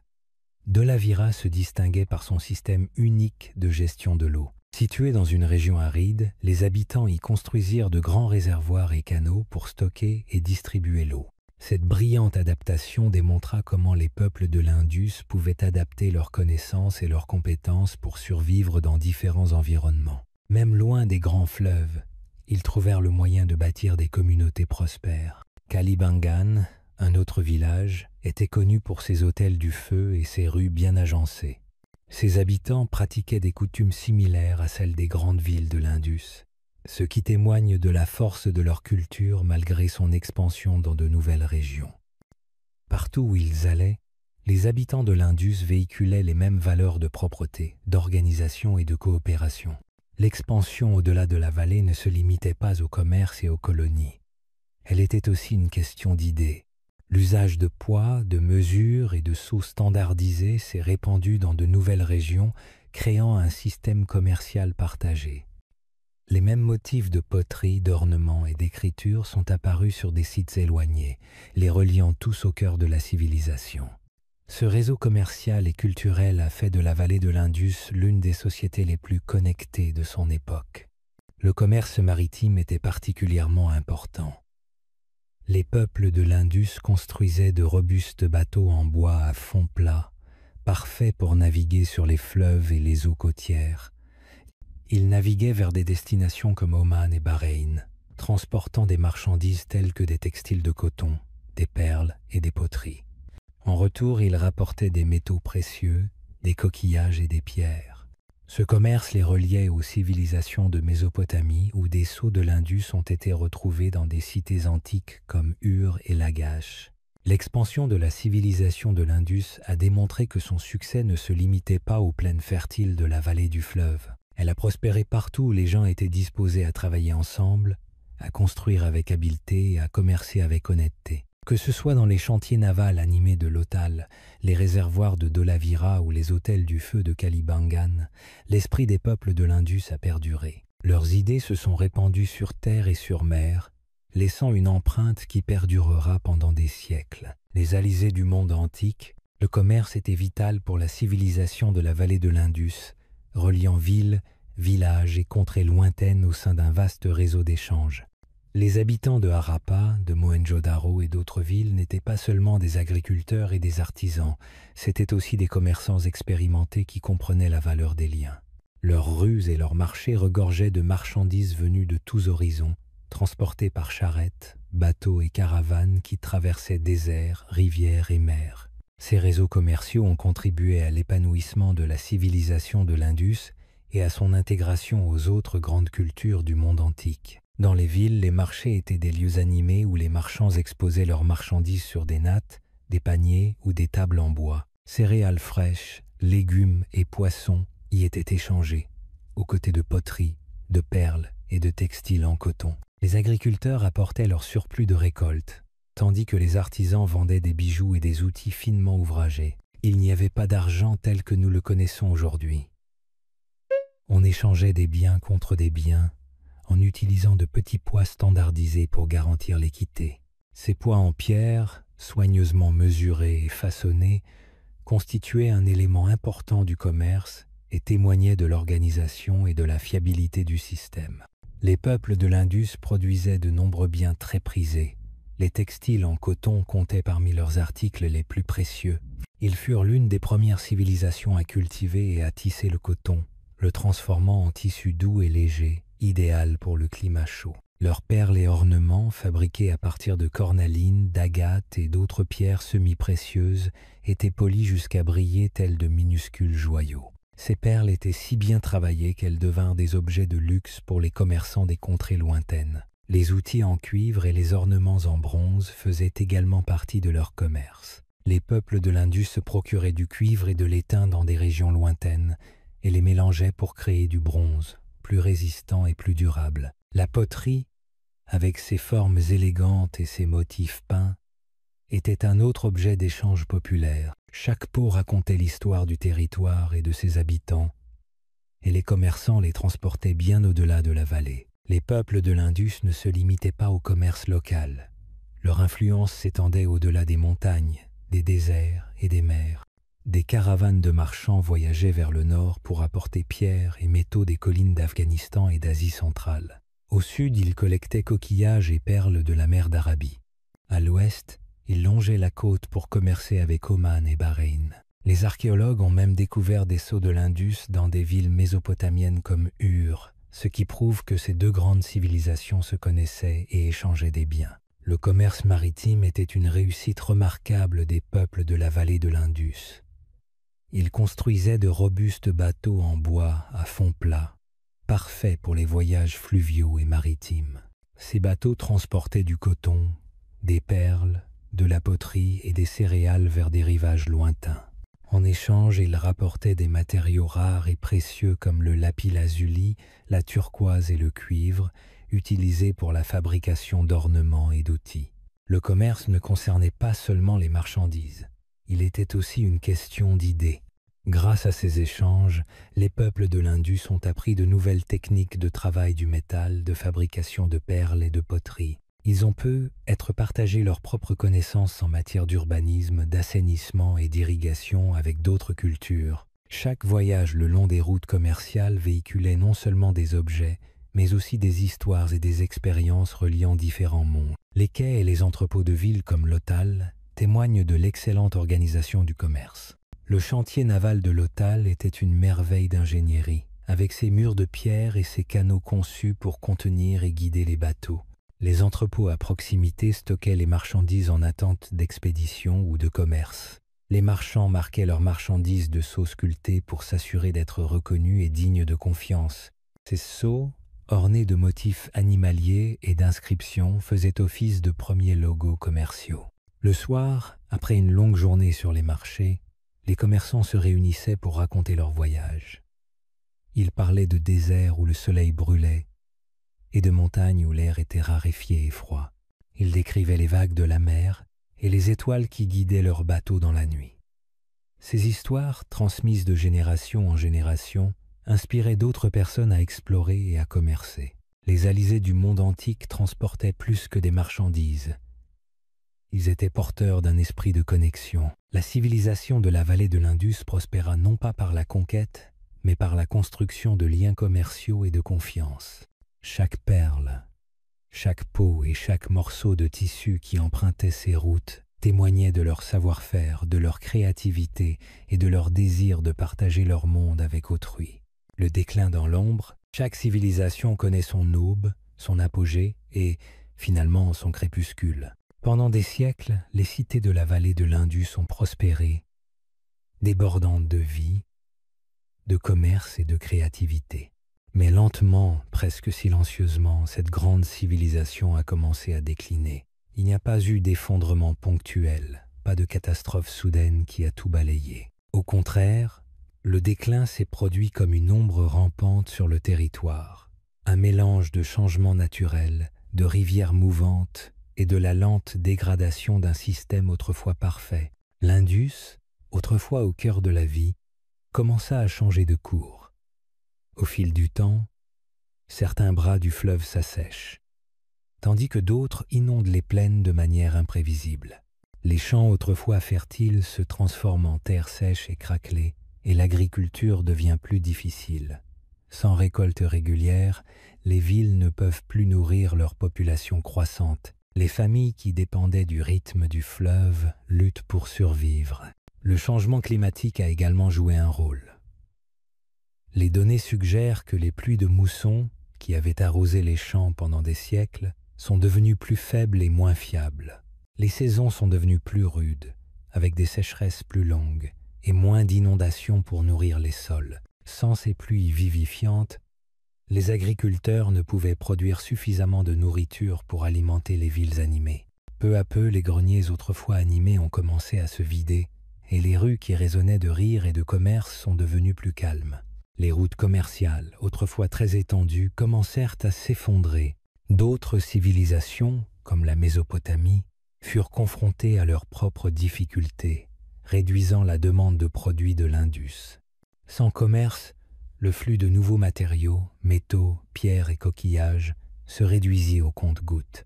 Les artisans qui façonnaient autrefois de magnifiques perles et ornements disposaient de moins de ressources, et les marchés autrefois animés se turent. Certaines villes ont pu être souffert d'une surexploitation des terres. Pendant des siècles, les habitants ont cultivé les mêmes champs, et sans technique moderne, le sol a pu être perdu de sa résistance. Des arbres ont pu être été coupés pour le bois de chauffage et la construction, laissant les terres exposées à l'érosion. Les petits problèmes se sont accumulés jusqu'à ce que la vie en ville devienne chaque année plus difficile. Il est probable que de nombreuses personnes commencèrent à quitter les grandes villes, retournant dans des villages plus petits ou s'installant sur de nouvelles terres à la recherche de terres fertiles et d'eau douce.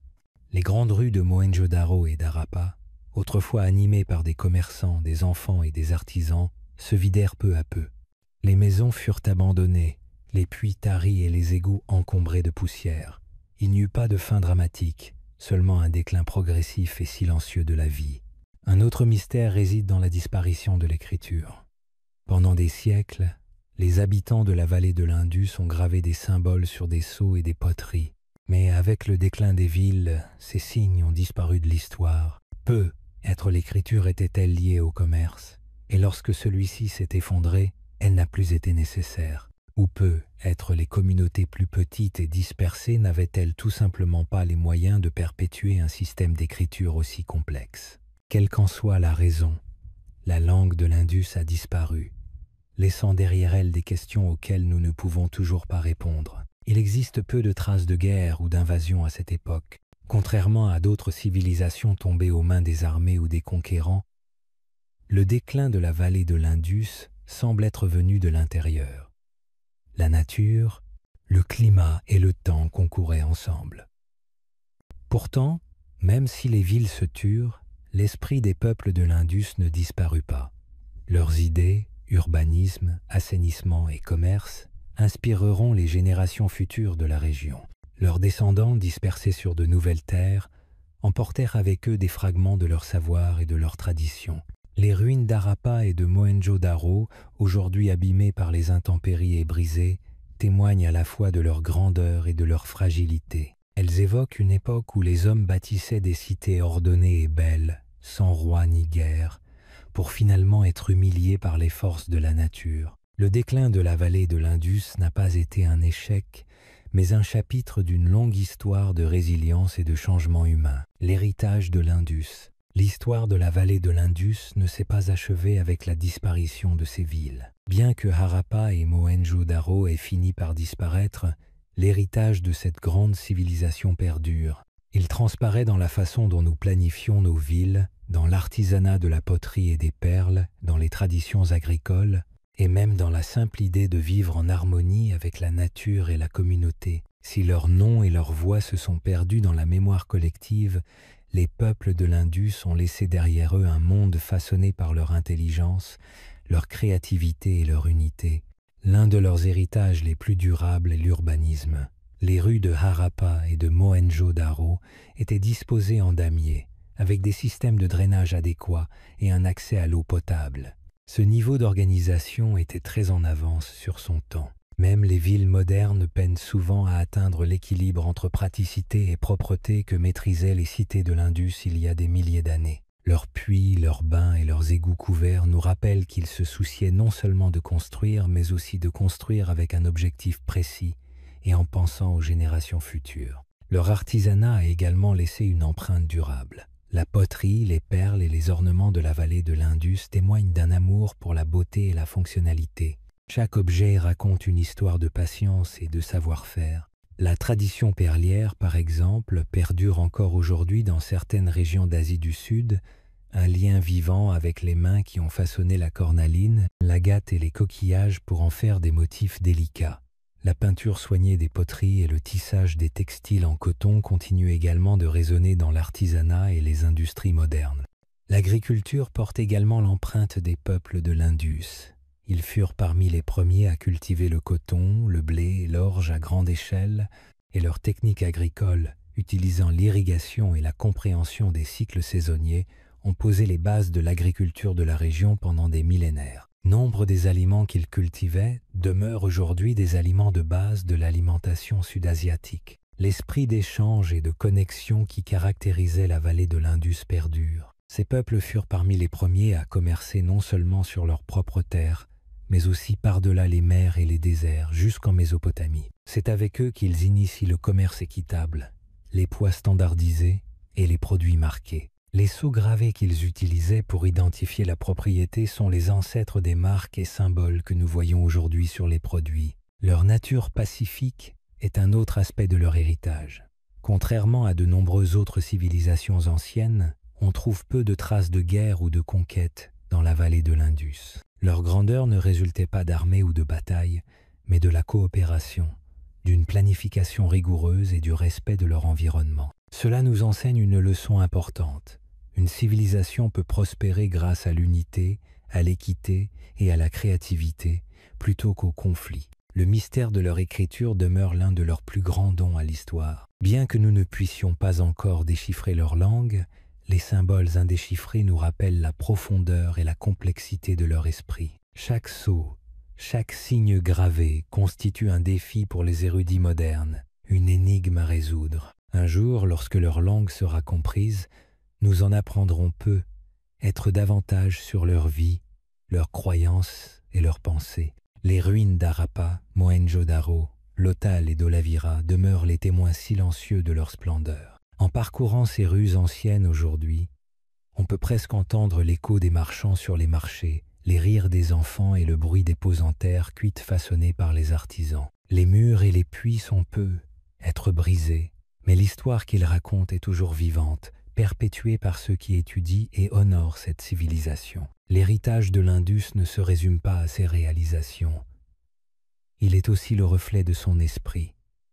Il nous enseigne que le progrès n'est pas toujours synonyme de puissance ou de gloire. Il se résume parfois à construire des rues propres, à partager l'eau, à créer de la beauté à partir de matériaux simples et à vivre en harmonie avec le monde qui nous entoure. Bien que des milliers d'années se soient écoulées, la vallée de l'Indus continue de nous parler, nous rappelant que même les civilisations les plus silencieuses peuvent laisser une empreinte profonde dans l'histoire. Un crépuscule avant le temps. Le soleil se couche, peignant le ciel de douces nuances d'orange et d'or. Une brise chaude souffle sur le large fleuve au cours lent.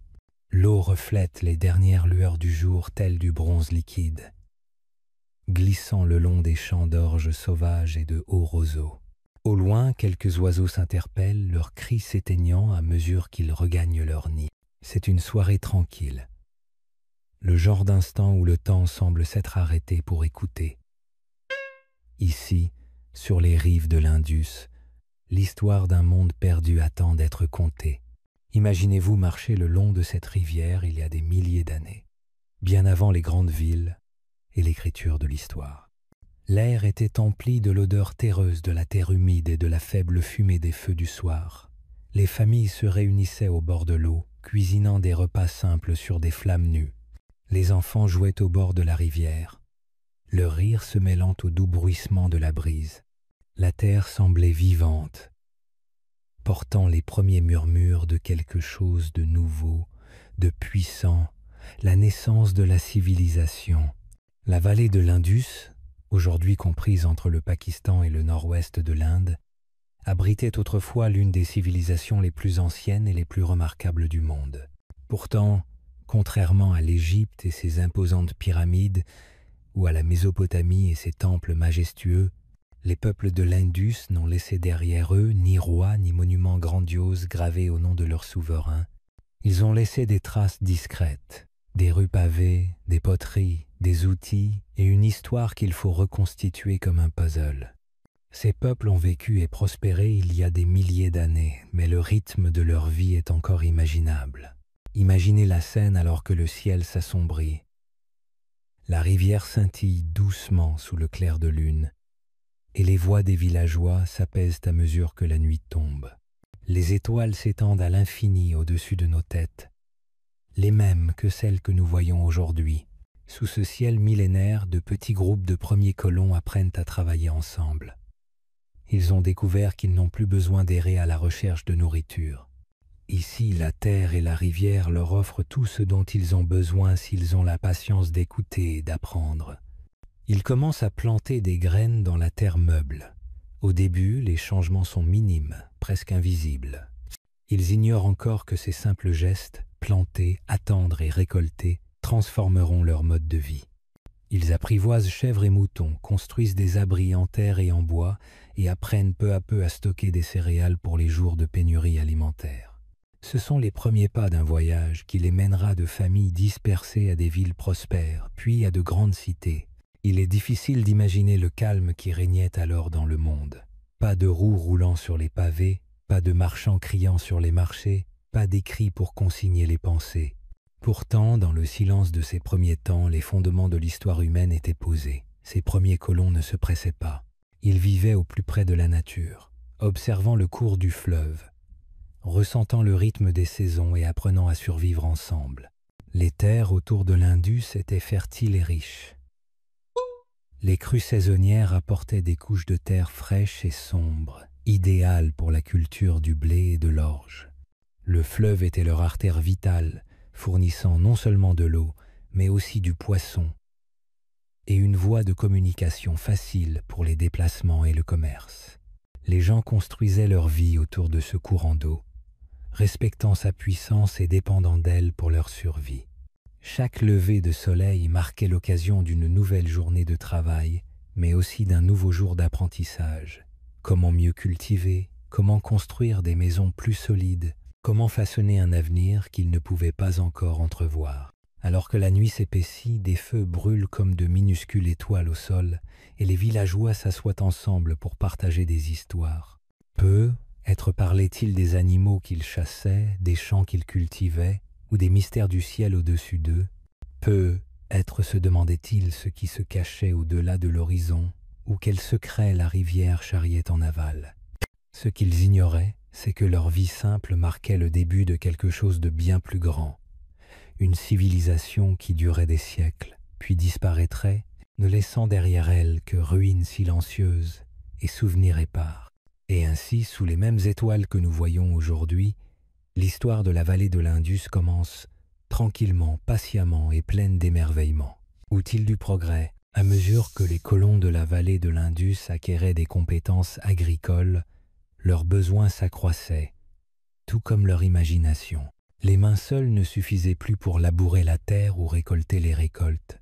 Ils commencèrent à façonner des pierres et du bois pour en faire des outils qui facilitaient et accéléraient leur travail. Ces outils étaient simples, mais ils révolutionnèrent tout. Une pierre tranchante fixée à un manche en bois devint une faucille pour couper le grain. Des pierres lisses et lourdes furent transformées en outils de broyage, écrasant le blé et l'orge en une fine farine. Chaque outil qu'ils fabriquaient représentait un petit pas en avant, une réalisation discrète qui les aidait à survivre et à se développer. La poterie fut une autre avancée qui transforma la vie quotidienne. Au début, les pots étaient fabriqués à la main, façonnés avec soin et séchés au soleil. Ces premiers pots étaient rugueux, mais suffisamment solides pour conserver les céréales, l'eau et les aliments cuits. Au fil du temps, les colons apprirent à rendre leurs pots plus lisses et plus résistants. Ils découvrirent que les pots en argile placés au feu durcissaient et duraient plus longtemps.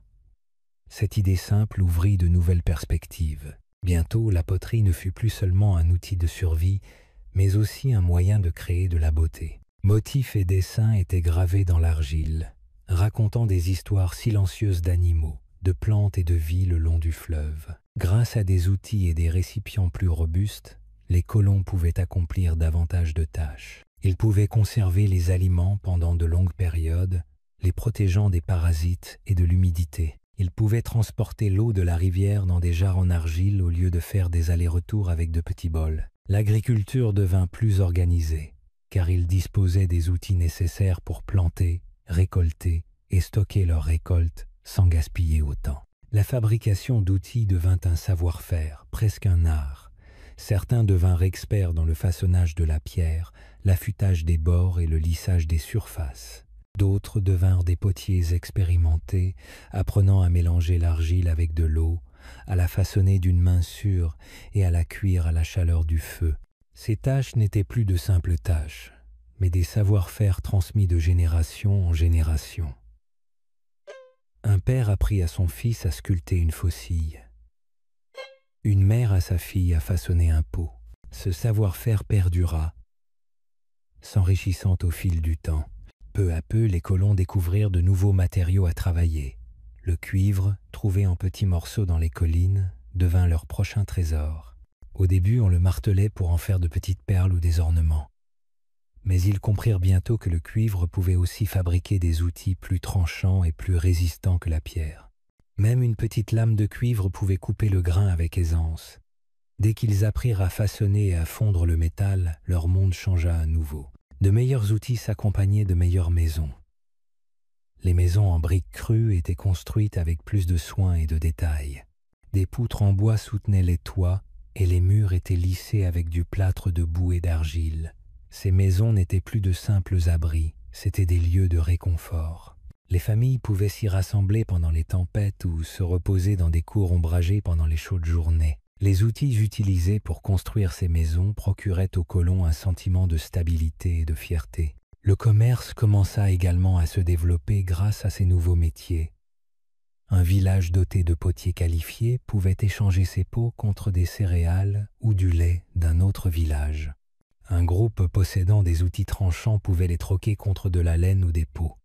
Chaque outil ou pot véhiculait non seulement son utilité, mais aussi l'histoire des mains qui l'avaient fabriqué. Le soir, tandis que les feux vacillaient et que les ombres dansaient sur les murs, les habitants admiraient leur création. Un simple pot, autrefois composé uniquement d'argile et d'eau, témoignait désormais de leur savoir-faire et de leurs efforts. Une faucille bien taillée n'était pas seulement un outil, mais un symbole de la récolte à venir. Ces outils leur facilitaient la vie, mais leur inspiraient aussi confiance. Ils n'étaient plus à la merci de la nature. Ils pouvaient façonner leur monde petit à petit de leurs propres mains. Les outils du progrès étaient plus que de simples objets. Ils étaient des signes de changement. Ils montraient le chemin parcouru par les colons, de chasseurs nomades à bâtisseurs réfléchis d'une vie nouvelle. Chaque outil, chaque pot, chaque perle portait la promesse d'un avenir plus radieux, plus sûr et plus proche des rêves de ceux qui les avaient créés. Les rivières de la vie, les fleuves de la vallée de l'Indus étaient le moteur de la vie des habitants. Le grand fleuve Indus et ses nombreux petits cours d'eau coulaient comme des veines d'argent à travers le pays, charriant eau douce, terre fertile et promesses de vie. Chaque lever de soleil commençait par le fleuve scintillant, ses lentes vagues murmurant aux agriculteurs, aux pêcheurs et aux familles qui avaient bâti leurs maisons à proximité. Sans ces fleuves, la terre aurait été aride et rude. Grâce à eux, elle est devenue un lieu propice à l'épanouissement d'une civilisation remarquable. Les habitants apprirent rapidement que le fleuve était à la fois un ami et un maître. Avec les pluies saisonnières, l'Indus gonflait, inondant les champs et les recouvrant d'un limon riche et sombre. Ce limon rendait le sol fertile, parfait pour la culture du blé, de l'orge et des lentilles. Les colons observaient attentivement le rythme des crues, apprenant à semer et à récolter. S'ils semaient trop tôt, les inondations emportaient leur récolte. S'ils semaient trop tard, le sol s'asséchait et se crevait. Le timing était primordial, et le fleuve leur enseigna la patience. Mais le fleuve n'était pas toujours paisible. Lorsque les pluies de mousson étaient trop fortes, Le niveau de l'eau montait dangereusement, emportant huttes et champs. Les familles devaient reconstruire leurs maisons et repartir de zéro, plus fortes et plus sages qu'avant.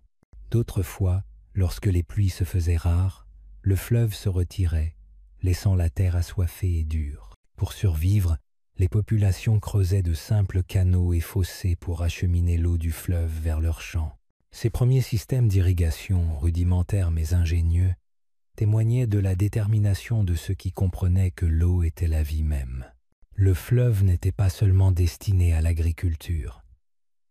C'était une voie de communication et de commerce. De petites embarcations en bois flottaient doucement à sa surface, transportant céréales, poteries et perles entre les villages.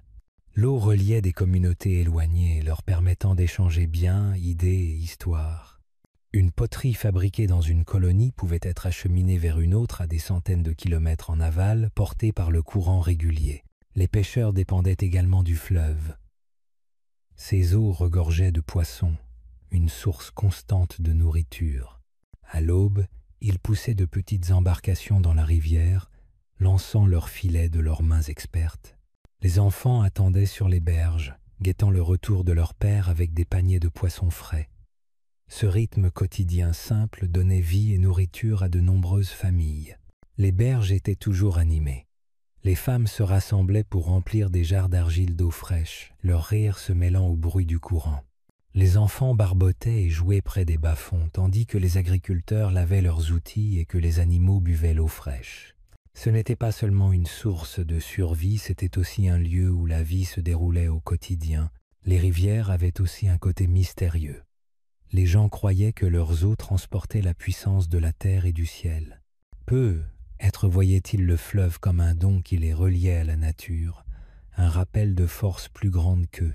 Ils le traitaient avec respect, sachant qu'ils pouvaient donner et recevoir avec la même force. À mesure que les villages se transformaient en villages et que les villages en villes, l'importance des fleuves ne fit que croître. Des puits furent creusés pour puiser l'eau, mais le fleuve demeura le cœur de chaque communauté. Même les grandes cités d'Harappa et de Mohenjo-Daro s'élevèrent plus tard près de ces eaux, dépendant d'elles pour l'agriculture, le commerce et la vie quotidienne. Les fleuves de la vallée de l'Indus étaient bien plus que de simples voies navigables. Ils étaient des maîtres, des guides et des pourvoyeurs. Ils ont façonné la terre, les cultures, la culture et même les rêves des habitants. Chaque grain de blé, chaque pot d'eau et chaque perle échangée portait la trace du don du fleuve. Les habitants comprenaient ce lien et construisaient leur vie autour de son cours. Mohenjo-Daro, joyau de l'Indus. Au sud d'Harappa, une autre cité s'éleva sur les rives de l'Indus, une cité qui allait devenir la plus célèbre de toutes. Son nom était Mohenjo-Daro, qui signifie « terre des morts » en langue moderne. Mais à son époque, c'était un joyau vivant, rayonnant de vie, de savoir-faire et d'ambition.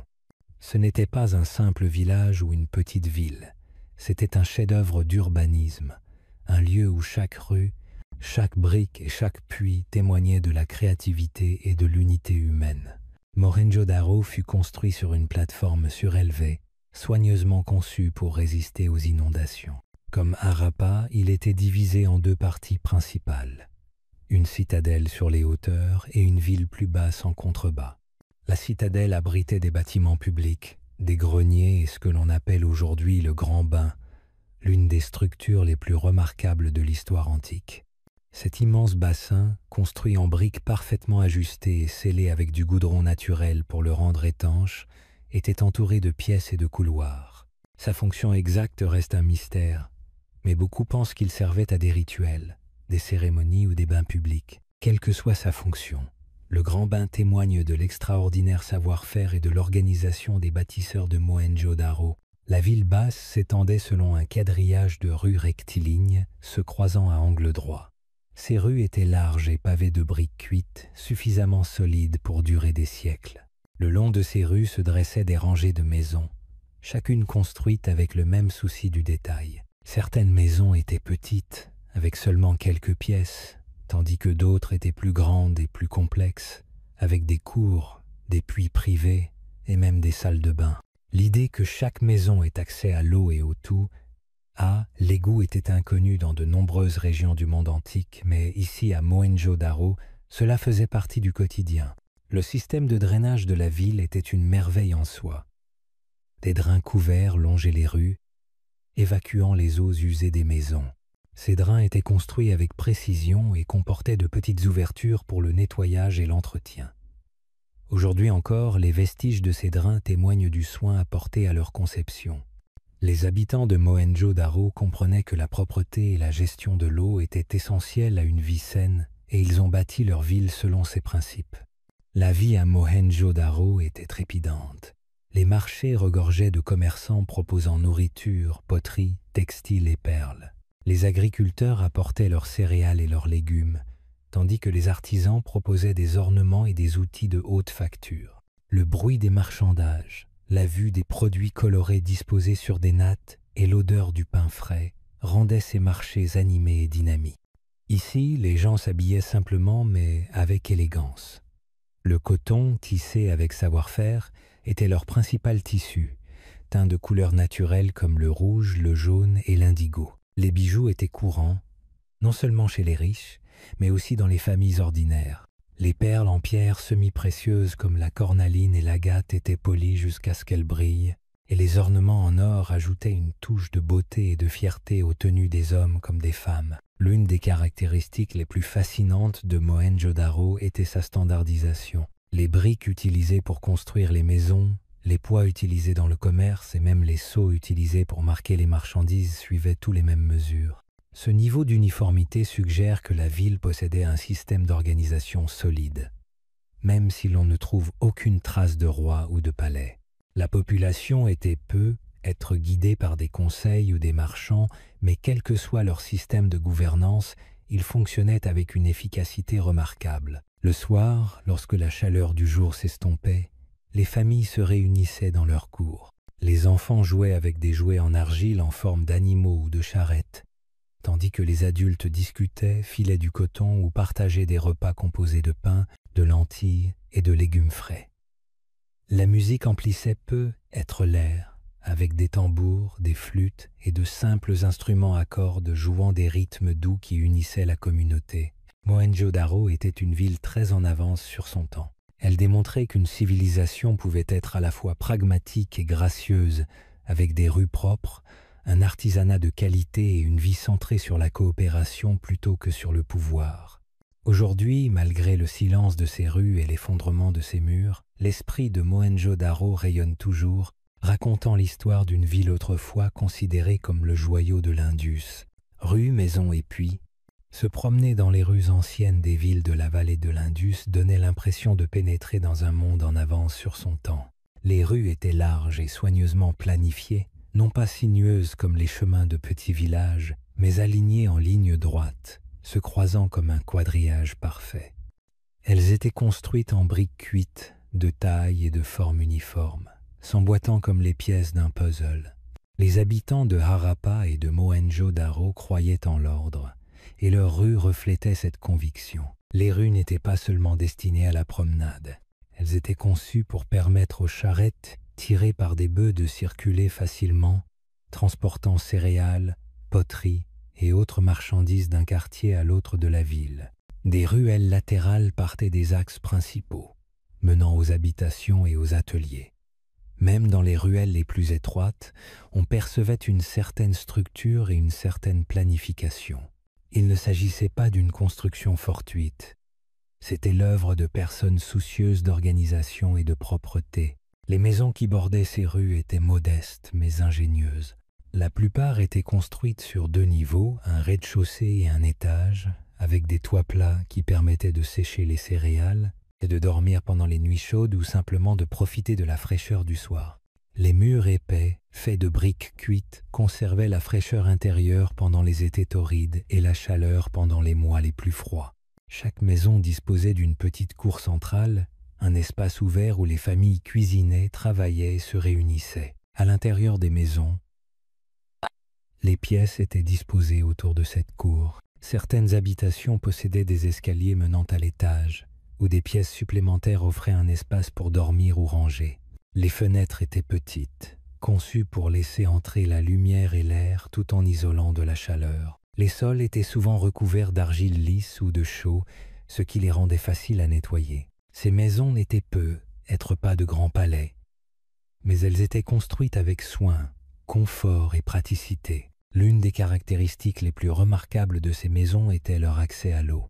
Nombre d'entre elles possédaient des puits privés dans leur cour, creusés profondément dans le sol pour accéder à une eau propre. C'était une prouesse extraordinaire pour l'époque. Les familles n'avaient pas à marcher bien loin pour aller chercher de l'eau.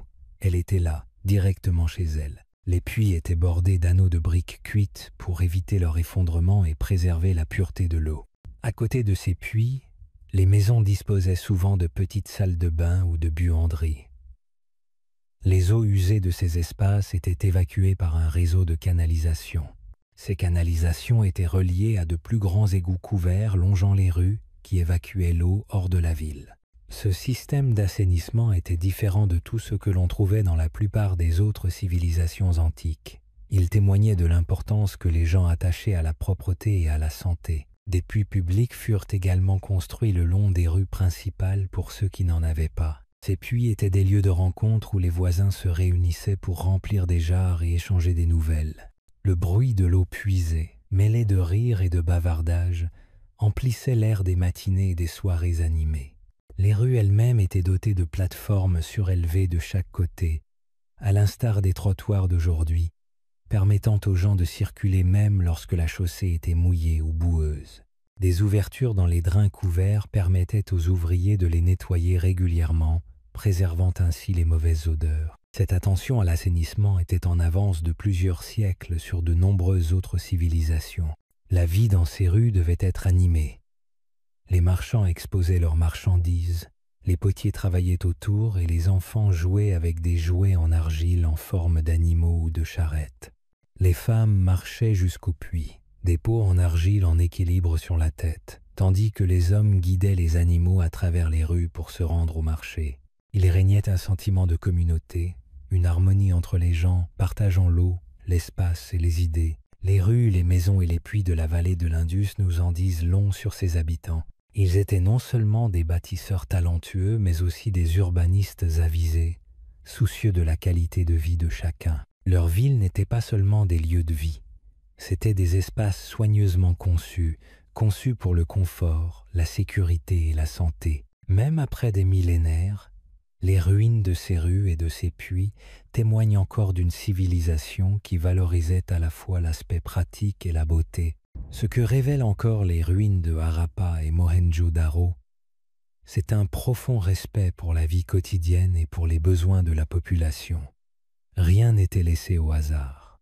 Chaque brique posée, chaque canal creusé, chaque espace construit avait une fonction précise. Même les égouts, souvent invisibles aux yeux, prouvent que les habitants de ces villes pensaient à l'avenir et au bien-être commun. Il ne s'agissait pas simplement de survivre, mais de vivre dans un cadre organisé, propre et digne. L'effort collectif qui a permis la construction d'un tel système montre une société unie, où chacun contribuait à la vie en communauté. Les artisans, les maçons, les potiers, les commerçants et les familles formaient ensemble un réseau solide, fondé sur la coopération. Les maisons alignées selon un plan réfléchi ne reflétaient pas les différences de richesse, mais plutôt un désir d'égalité dans le mode de vie. L'eau, ce bien vital, était partagé équitablement, et les infrastructures étaient accessibles à tous, quel que soit leur statut. Les écoles de pensée modernes sur l'urbanisme trouvent encore aujourd'hui une inspiration dans ces anciens modèles. Les trottoirs, les canalisations couvertes, les logements alignés, l'accès collectif à l'eau et la séparation des espaces publics et privés étaient des idées novatrices pour leur époque. Et pourtant, elles étaient déjà pleinement mises en pratique dans les cités de la vallée de l'Indus. Cela démontre non seulement une grande capacité de planification, mais aussi une vision humaniste de la ville. Il est aussi frappant de constater que cette société, malgré sa complexité, ne semble pas avoir eu besoin de structures de pouvoir visibles et centralisées pour fonctionner. Aucun palais, aucune tombe royale, aucun monument glorifiant une autorité unique. Tout semble avoir été conçu dans un esprit collectif. Même les éléments religieux ou spirituels étaient intégrés de manière discrète, souvent dans la maison ou dans des espaces communs, sans prendre le dessus sur les autres aspects de la vie urbaine. Le lien social se tissait aussi à travers les gestes simples du quotidien. Aller au puits, saluer ses voisins, discuter au coin de la rue, observer les enfants jouer dans les ruelles. Ces scènes, bien qu'anciennes, résonnent encore avec nos vies modernes. La ville n'était pas un lieu d'isolement, mais d'interaction. Chaque rue racontait une histoire, chaque maison abritait des rêves, et chaque puits rassemblait des voix. Les matériaux utilisés pour construire témoignaient également d'une intelligence locale. La brique cuite, choisie pour sa solidité et sa durabilité, résistait aux pluies et aux températures extrêmes. Les toits plats, quant à eux, servaient non seulement à des fins pratiques comme le séchage des aliments, mais devenaient aussi des espaces de vie supplémentaires, des lieux d'échange ou de repos sous le ciel étoilé. Même la lumière et la ventilation étaient prises en compte. Les petites fenêtres en hauteur permettaient à la lumière naturelle d'entrer, tout en gardant la chaleur à l'extérieur. L'agencement intérieur tourné autour d'une cour centrale offrait un endroit privé et aéré, essentiel pour les activités domestiques. Ce type d'architecture montrait une compréhension fine du climat local et un souci du confort. En observant ces vestiges, il devient clair que les habitants de Harappa et Mohenjo-Daro n'étaient pas seulement des bâtisseurs, mais aussi des penseurs. Ils avaient une idée précise de ce qu'une bonne ville devait être, fonctionnelle, propre, partagée et agréable. Aujourd'hui encore, leurs choix architecturaux et sociaux impressionnent par leur logique et leur modernité. Ils nous rappellent que, même dans l'Antiquité, les rêves d'une ville juste, harmonieuse et bien organisée étaient déjà bien vivants.